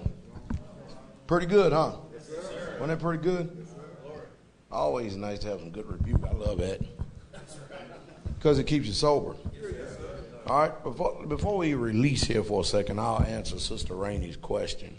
Because a lot of people have that. It's a concern. I say it all the time in sermons, though. I talk about it all the time in sermons. If you're listening. Depends on how you hear, though. Brother Shane, get Proverbs 25:2. The scripture answer is number 1, Hosea 4:6. His people destroyed for a lack of knowledge. That's Nelly's. This is Nelly's apocrypha. It's falling apart. You done lost your bookmark. I'll just stick it in there somewhere, okay? His people destroyed for lack of knowledge. Why? Because they reject knowledge. And when you reject knowledge, you won't be no priest and stuff. So what's the purpose of having knowledge? Well, if you don't have knowledge, he didn't say what kind of knowledge you'll be destroyed for. Are you following me? Or the kind of knowledge that you would reject. He just said, if you have a lack of it, you're going to be destroyed. Isn't that right? He didn't define, of course it's written in the book, but he said his people destroyed for a lack of knowledge. Implying if you had knowledge, you would not be destroyed. Now, destruction also needs to be defined. What do you consider destruction? What do you consider being destroyed? Because saving your own hide is not being destroyed if you're in the Messiah. And it's all about a principle of a thing. Proverbs 25:2. It is the glory of Yah. It's the glory of Yah. To conceal a thing. To conceal a thing. But the honor of kings. But the honor of who? Of kings. Kings. And we're supposed to be what? Kings and priests. Isn't that right? When do we operate in that type of authority? When we get to the kingdom, or do it now? We got to be prepared now. Even a king, before he becomes a king, he's a prince. Isn't that right? He has to be under tutors and governors. Isn't that right? Until the time appointed. Is that correct? All right. But it's the honor of kings to do what, though? To search out a matter. So that's the reason why everything is of a concern, especially when it pertains to us. Because it all genders to life. Now, I often talk about, especially in this book right here, how we should be thinking as a people. Are you following me? And I'm going to read you an account. All right, which y'all are familiar with. I'm going to read you an account of the mindset of men and a mindset of their mother, an Israelite mother. Are y'all listening? And it came to pass that 7 brethren with their mother were taken and compelled by the king against the law to taste swine's flesh. We talk about that again Shabbat, right? Before, here's another. Y'all getting this? See, if you didn't know this, if you never read in the book, or you stayed with Christianity and thought it was okay that you could eat swine's flesh because he made everything clean and justified that and stuff, you'd be on the other side. But because you have knowledge, are you following me? That knowledge, depending on your love of the Father, will embolden you to see whether you're going to keep his commandments or not. And it's going to test you, you see, because number one, you shouldn't be worried about whether you're going to live or whether you're going to die. If you're in the Most High, it makes no difference. Well, let's read the account. Let the account do the talking, all right? Listen to what he says right here. Y'all look at it. So it was the mother and her sons. Is that right? 7 brethren. Look at this. And were tormented with scourges and whips.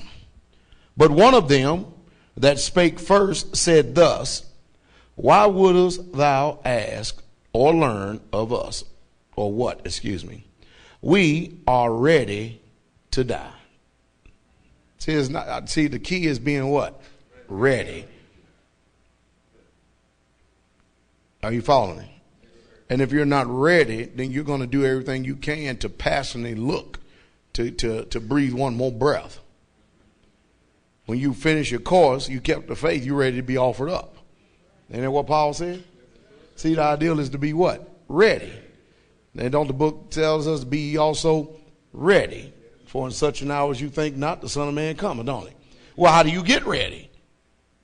Well, we understand certain things, but let's look at this, okay? In light of everything that we've heard here since Brother Erick's been here. All right, look at this now. We're ready to die rather than to transgress the laws of our fathers. Then the king being in a rage. You don't think this system going to be in a rage? Huh? Are y'all listening? That's why you got to search your hearts, saints. You really, truly have got to search your hearts. You know, a few brethren have been around me around a few situations, whether it be the authorities or unruly brother, something like that. They found out one thing about me. I mean what I say, and I say what I mean. It don't make no difference who me. When I'm right, I'm right, and I'm willing to do whatever, pay the cost, no matter what that right may be, or the cost may be. You understand what I mean? So everybody has to search their hearts. They really, truly do. All right, look at this. And the king, being in a rage, commanded pans and caldrons to be made hot, which forthwith being heated, he commanded to cut out the tongue of him that spake first. Talking about one of the sons. And to cut off the uttermost parts of his body. The rest of his brethren and his mother looking on. All right? We'll see what kind of stomach you got and see what kind of mother you are. Daughters of Zion, sisters. Now when he was thus maimed in all his members, he commanded him, being yet alive, to be brought to the fire and to be fried in the pan. The king did. And as the vapor of the pan was for a good space dispersed, they exhorted one another with the mother to die manfully, saying thus. How to die? What's Brother Erick been talking about? What's Pastor Dow talking about all the time? I push, prod, chide, do everything, scream, holler, jump, shout. I do everything but hang from chandeliers, which it wouldn't hold me anyway. Or ceiling fans. Are you following me? Huh? Look at this. And this is what they wanted to say. Yahweh Elohim, look upon us, and in truth have comforted in us. Comfort us as Moses in his song, which witnessed to their faces, declaring, saying, and he shall be comforted for his servants. So, when the first was dead after this manner, they bought the second, to make him a mocking stock. And when he had pulled off the skin of his head, with the hair, scalped him.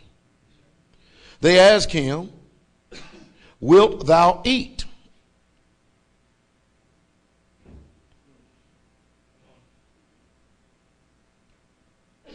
Pretty brutal, isn't it? Before thou be punished throughout every member of thy body. But he answered in his own language and said, no. Wherefore he also received the next torment in order, as the former did. And when he was at the last gasp, he said, thou like a fury takest us out of this present life. But the King, capital K, King, of the world shall raise us up, talking about Jesus, who have died for his laws unto everlasting life. You see the resolve of these men? Huh? And after him was the third made a mocking stock. And when he was required, he put out his tongue, and that right soon holding forth his hand manfully. How did he do it? Manfully. He said courageously, these I had from heaven, and for his laws I despised them, and from him I hope to receive them again. Insomuch that the king, small k, and they that were with him marveled at the young man's courage. Y'all hearing that? For that he had nothing regarding the pains.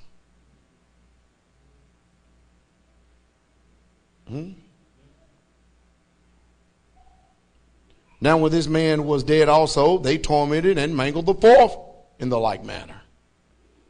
So when he was ready to die, he said, thus it is good, being put to death by men, to look up for hope from Yah, to be raised up again by him.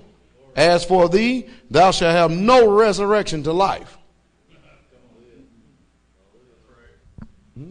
Y'all hearing this? Y'all hearing the resolve of this? How can you get strengthened if you don't know these things?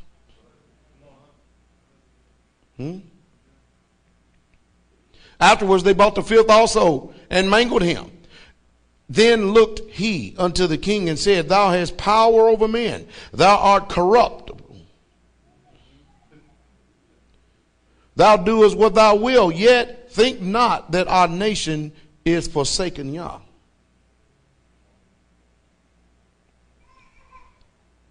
But abide a while, and behold his great power, how he will torment thee and thy seed. They talking tough while they're dying. They're not blinking an eye, even though they're in pain. The king think they're mocking him. They just telling him exactly what's going to happen to you. But they have the hope of rising again. And they flat out telling this wicked king, you ain't getting up. Not only that, this king got a judgment coming because he thinks he's the Almighty. Now you follow me? Look at this now. After him also they brought the sixth, who being ready to die said, and you thought by this time he'd have lost heart and he'd have gave in. But they had a mother that taught them how to be men at a young age. She couldn't be a man for them. She had men. But at the same time, it wasn't up to her whether she was going to have boys or not to be men. Are y'all listening? And after them, they brought him into the six, who being ready to die. But be not deceived without cause. For we suffer these things for ourselves, having sinned against our Yah. Therefore marvelous things are done unto us. Marvelous things? What kind of mindset is that? Marvelous things? But think not thou that takest in hand to strive against Yahweh, that thou shalt escape unpunished. Every single one of them got a parting word to tell this king. But the mother was marvelous above all, and worthy and honorable of honorable memory. For when she saw her 7 sons slain within the space of one day, she bare it with a good courage. She just, you know how I talked about wrong responses? How I talked about King David? How that whenever we get in a situation and we're blaming Yah for all our hardships, troubles, and problems and stuff, and we got ourselves in that mess in the first place. When he killed his firstborn, the Most High told me you weren't going to have that firstborn. Huh? He prayed sackcloth for ashes, didn't he? He's ready, wasn't he? He thought for sure the Most High was going to come through. After he got finished, he didn't go over and bawl and squall. No, he wiped his face, washed his face, cleaned himself up, and went and had a meal. Nathan came in. What's going on with you? Well, can I bring him back? The Most High done made a judgment. What can I do? Basically, might as well eat now. I'm hungry. What do? We respond the wrong way. We're so backwards. Even reading this right here challenges the hearts of people. Let's look at this mother, though. But the mother was marvelous above all and worthy of honorable memory, for when she saw her 7 sons slain, within the space of one day she bare it with a good courage because of the hope that she had in Yahweh. Yea, she exhorted every one of them in her own language, filled with courageous spirits, and stirring up her womanish thoughts with a manly stomach. Y'all understand that kind of talk? Yes, sir. She said unto them, I cannot tell how ye came into my womb, for neither I gave you breath nor life, neither was it I that formed thy members of every one of you. But doubtless the creator of the world, who formed the generation of man, and found out the beginning of all things, will also of his own mercy give you breath and life again. Lord. As ye now regard not your own selves for his law's sake. You see how many of our people just so cheaply sell the law? They don't think, man, okay, they breaking the Sabbath, they don't care nothing about it. They don't care nothing about it. Nah. It's a small thing like that. The one commandment that is the test of your love. The Sabbath day. Well, I got to eat. Go ahead and eat your swine's flesh. You getting that?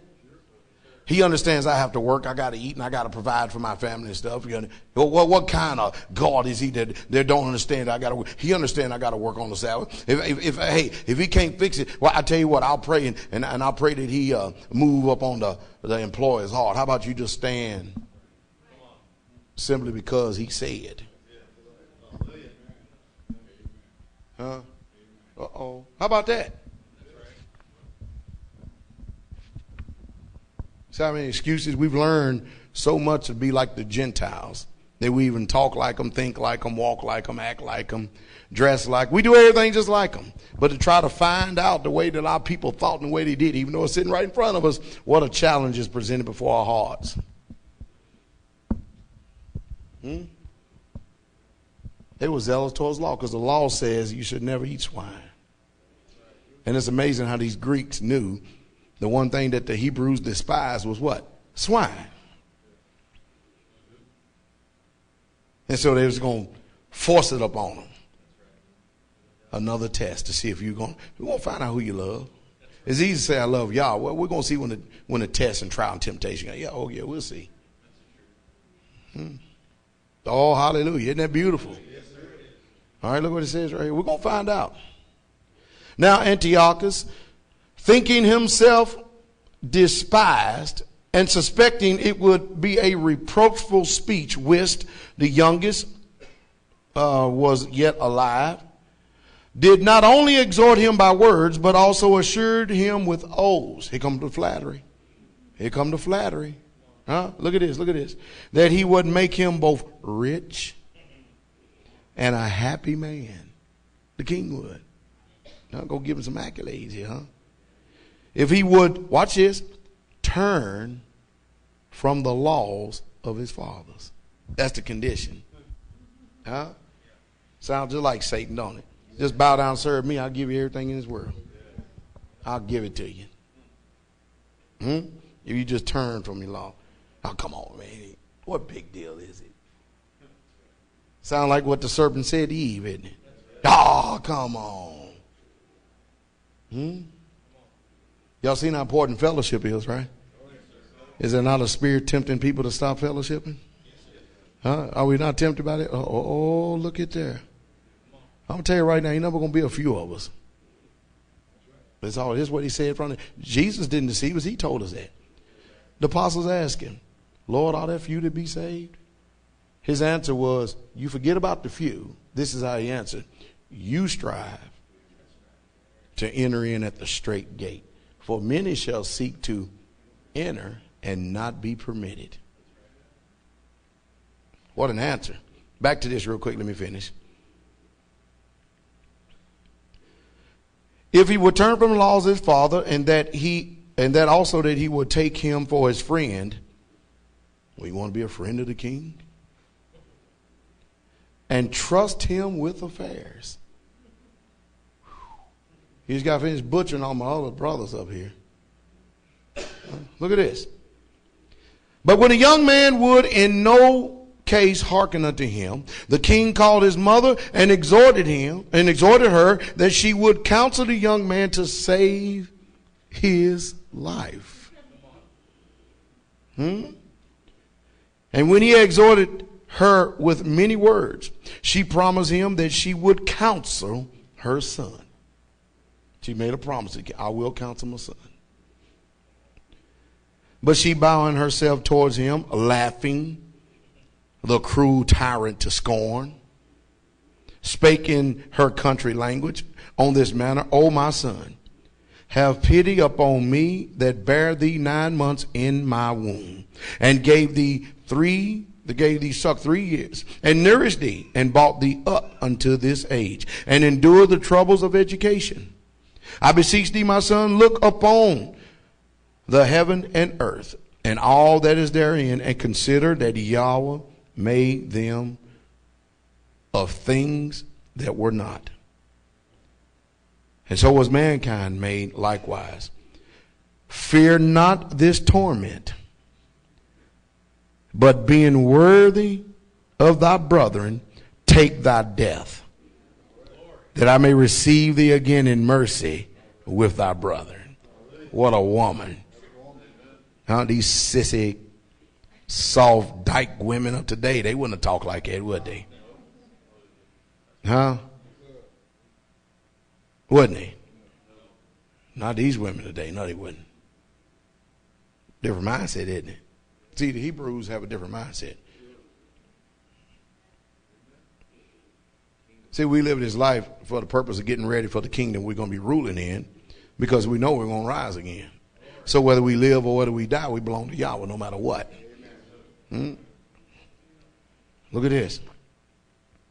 While she was speaking these words, the young man said, whom wait ye for? Huh? I will not obey the king's commandment, but I will obey the commandment of the law that was given to our fathers by Moses. And thou, look at Christianity though. Don't the Apocrypha incriminate Christianity? What a sorry, sad, sick religion that is. It's Satan's religion. Because they tell you don't keep the law. Then they tell you all the possibilities and the reason why you can't. No, they can't. And thou hast been the author of all mischief against the Hebrews.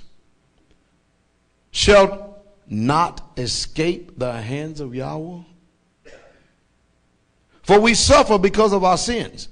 And thoroughly, although we living, Yahweh be angry with us a little while for our chastening and correction, yet shall he be at one again with his servants.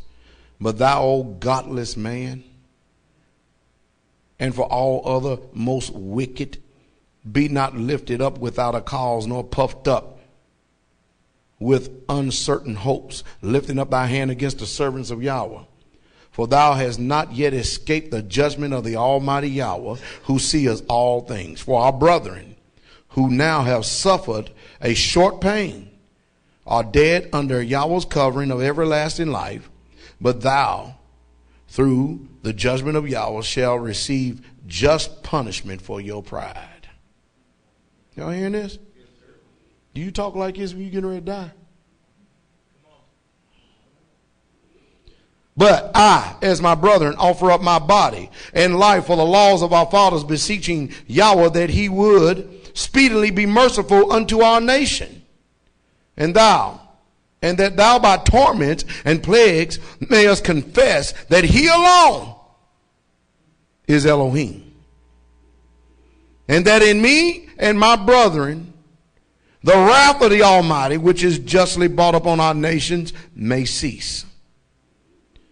Then the king, being in a rage, handled him worse than all the rest, and took it grievously that he was mocked. So the man died undefiled, and put his whole trust in Yahweh. Last of all, after the sons, the mother died. Let this be enough now to have spoken concerning the idolatrous feast and the extreme tortures. See the character of our people? And all this was written for our admonition and our learning. You know, and that's the reason why they said, let me take this out of your hands. Because I don't want y'all to see the way y'all supposed to be, because after all, y'all remember my 5 Ds used to be 4, but we added another one on there. After all, we raised you in a nation to teach you to be passive and of course, dumb, dormant, docile, and demoralized and demonized. Weak as I don't know what, and you depend on the God of government to do everything for you. But we'll give you a religion and make you think you're going to go to the sweet by and by. We all came over here on the good ship Jesus. And so we got a religion for you that's going to hook you right on up. We can't promise you that you're going to have eternal life, but what we can promise, you're going to go to heaven. What heaven is that? And we bought that garbage and mess until he, by his ruah, give us the ability to discern and read and understand what was taken away from us. So you see, to what end is it? What end is it for? For the law. I said earlier at the table, I said, I looked at all the history. Now, we do know that the end of the book said, and even at that, they still don't win. The book of Revelations talk about there's going to be a beast that's going to rise up. And this beast is going to be making war with the saints. But the Bible says that the Father has a woman prepared. He got a place prepared for her in the wilderness. This is the remnant right here. All the hypocrites are the ones going to be tortured and everything because they ain't keeping the commandments. Are you following? He got a remnant. But even at that, he has a people reserved. And when it's all said and done, they got their little run and stuff. And then Jesus is going to come back and burn them all up with fervent heat. And then set up New Jerusalem. See, they still don't win. So even in the annals of time, I've seen nation after nation after nation where the government and everybody looks so powerful, but they've never won. In history, man, have people died? Yes, they have. All right, this is the last thing I'm going to end on right here. You'll have, slipped my thought. Hope it come back real quick. Y'all praying for me, right? Oh, this is an important point too. You know that feeling? I don't have the ability to, I can talk around it, but hope it'll come back. It's almost there.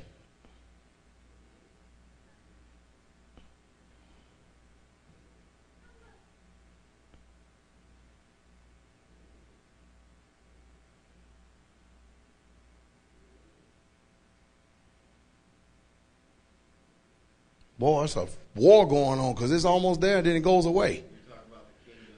Mm.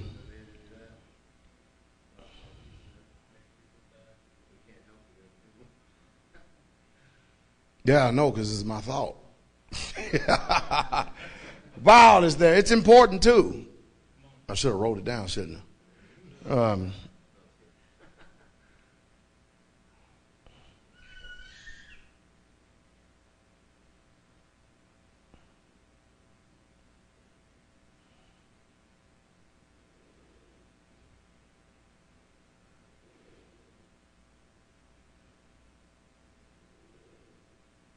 Okay, nations have risen.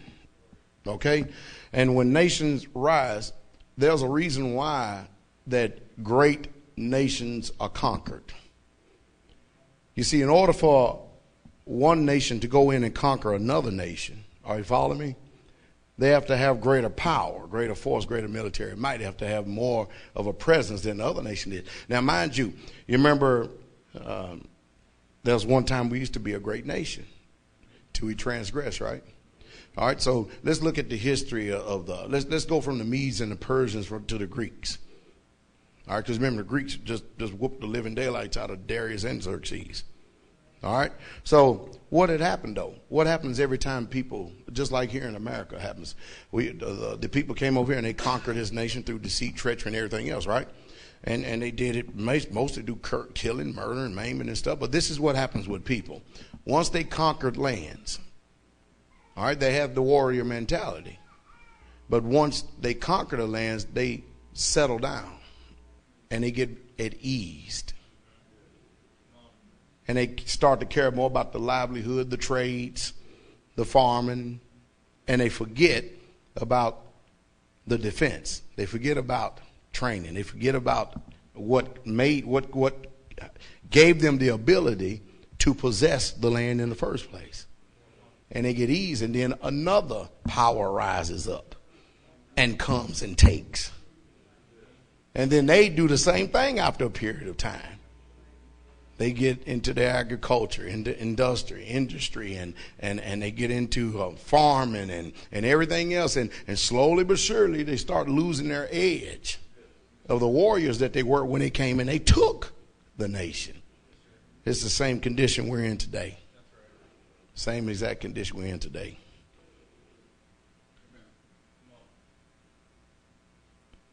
Because our people always carried weapons. You can read it throughout our books.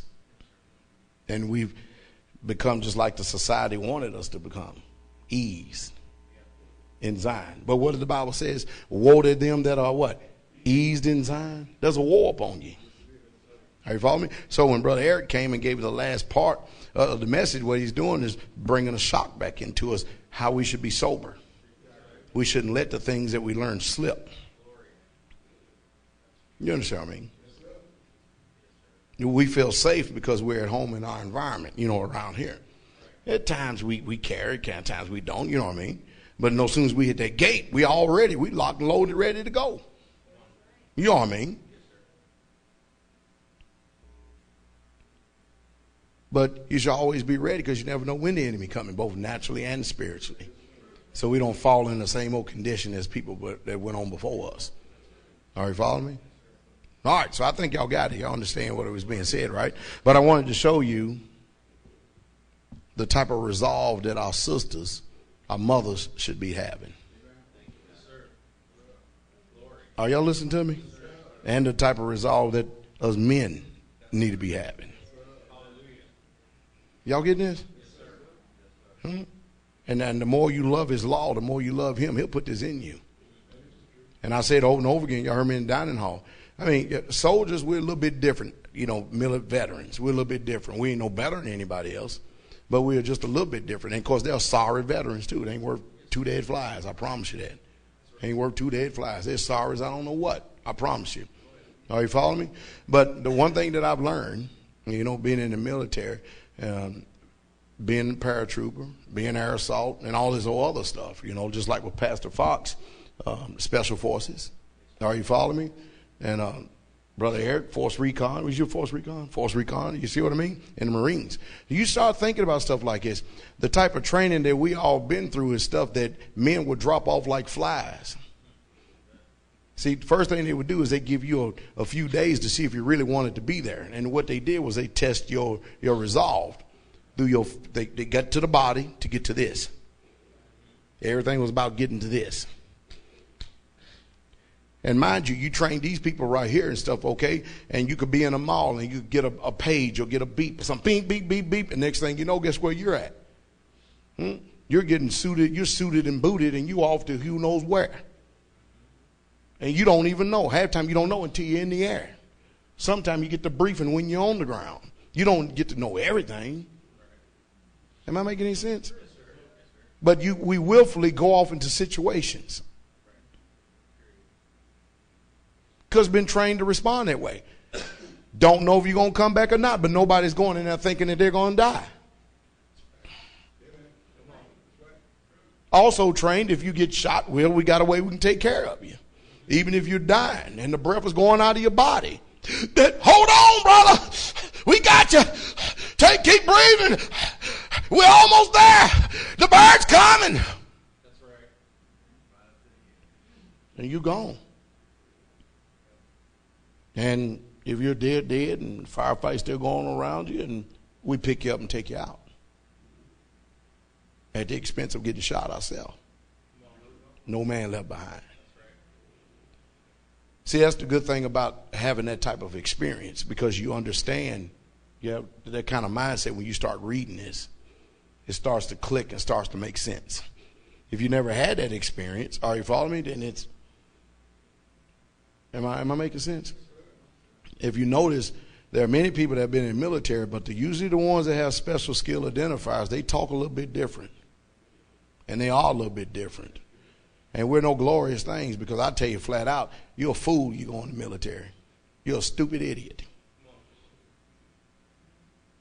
And I often say it's to my shame that I actually went in that damn thing. Every one of them will say it.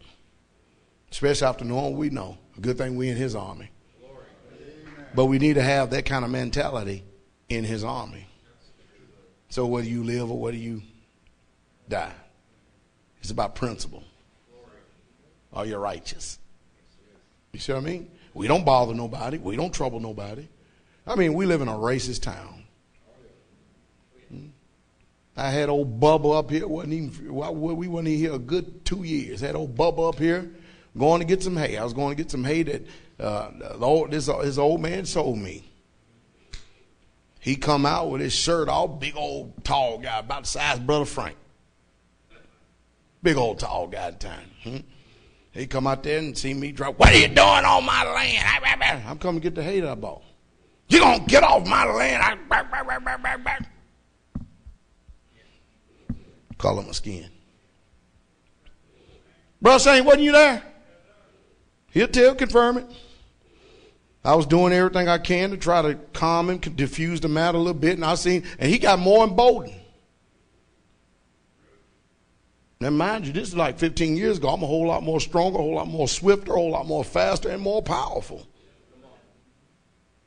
Right now, I'm a weak, wet noodle. Ready for the compost bin.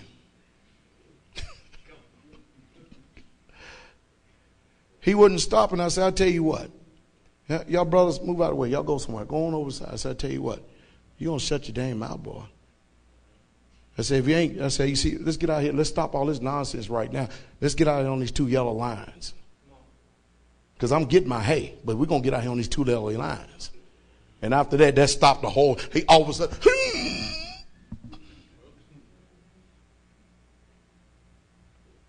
every time I see him, how you doing, Mr. Charles? How you doing? I'm doing all right. I saw him.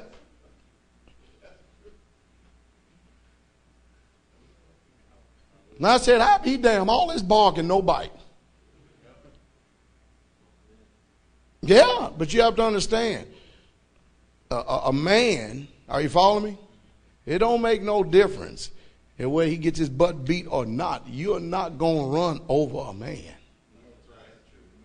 You're going to know you following me. That ain't happening. And I'm the type of man, if you ever get the best of me, every time you see me, you have to get the best of me. You ever seen them cartoons where they got all this dust going on because they're fighting and shoving can on? It's every time, don't care where we at. It's going down. Oh, look at him looking at me. Try to make it interesting. Children can picture this stuff. Some of you so prehistoric you can't remember this stuff. But anyway, I've had to deal with stuff like this in this town up here. And I've established a presence up here. I ain't even got to say nothing. These folks terrified of me. And I'm the least of everybody's worries. Not because I talk a lot to say what I'm going to do, because the word got around. Word will get around. That preacher will beat your ass. That's what he does. And he carries a big gun. Are you following me? Not because I'm not going to bother or trouble anybody. Everybody has their own right and space and time. I think Brother Erick did a good job expounding all that to us. And our brethren here, same way. Same way. We had a little altercation last Pentecost. That ain't no big deal. And we got a new doctrine too. Things still come out well, but we got a new doctrine. One person come in this place talking crazy, they about to get ripped from limb to limb by everybody. See, because we had that, our spirits just holding us, because you don't want to hurt nobody. That's the last resort. But if these fools ain't got enough sense, and don't worry about it, I'm going to be the first one out there too. You better get to them before I do. Because to me, a threat on anybody here is a threat on everybody. I mean, after all, didn't I learn that doctrine from America? We go beat up on all these countries we know we can beat up on, but we won't fool with China. Tiananmen Square, but we won't.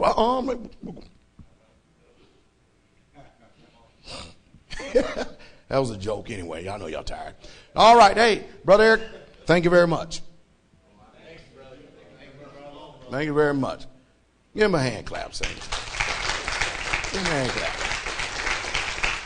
Appreciate it. And I'm sure all the saints out there appreciate it as well, brother. He's learning a lot. Now, in case you feel uncomfortable, the Bible says, don't let your own lips praise you, but another man's. Hallelujah. Look at all right. Hey, saints, enjoyed each and every last one of you. Y'all be encouraged. Y'all keep up with your spiritual warfare, and don't forget to look at the last Shabbat's message, because I know you didn't get it all. Hallelujah. Shalom.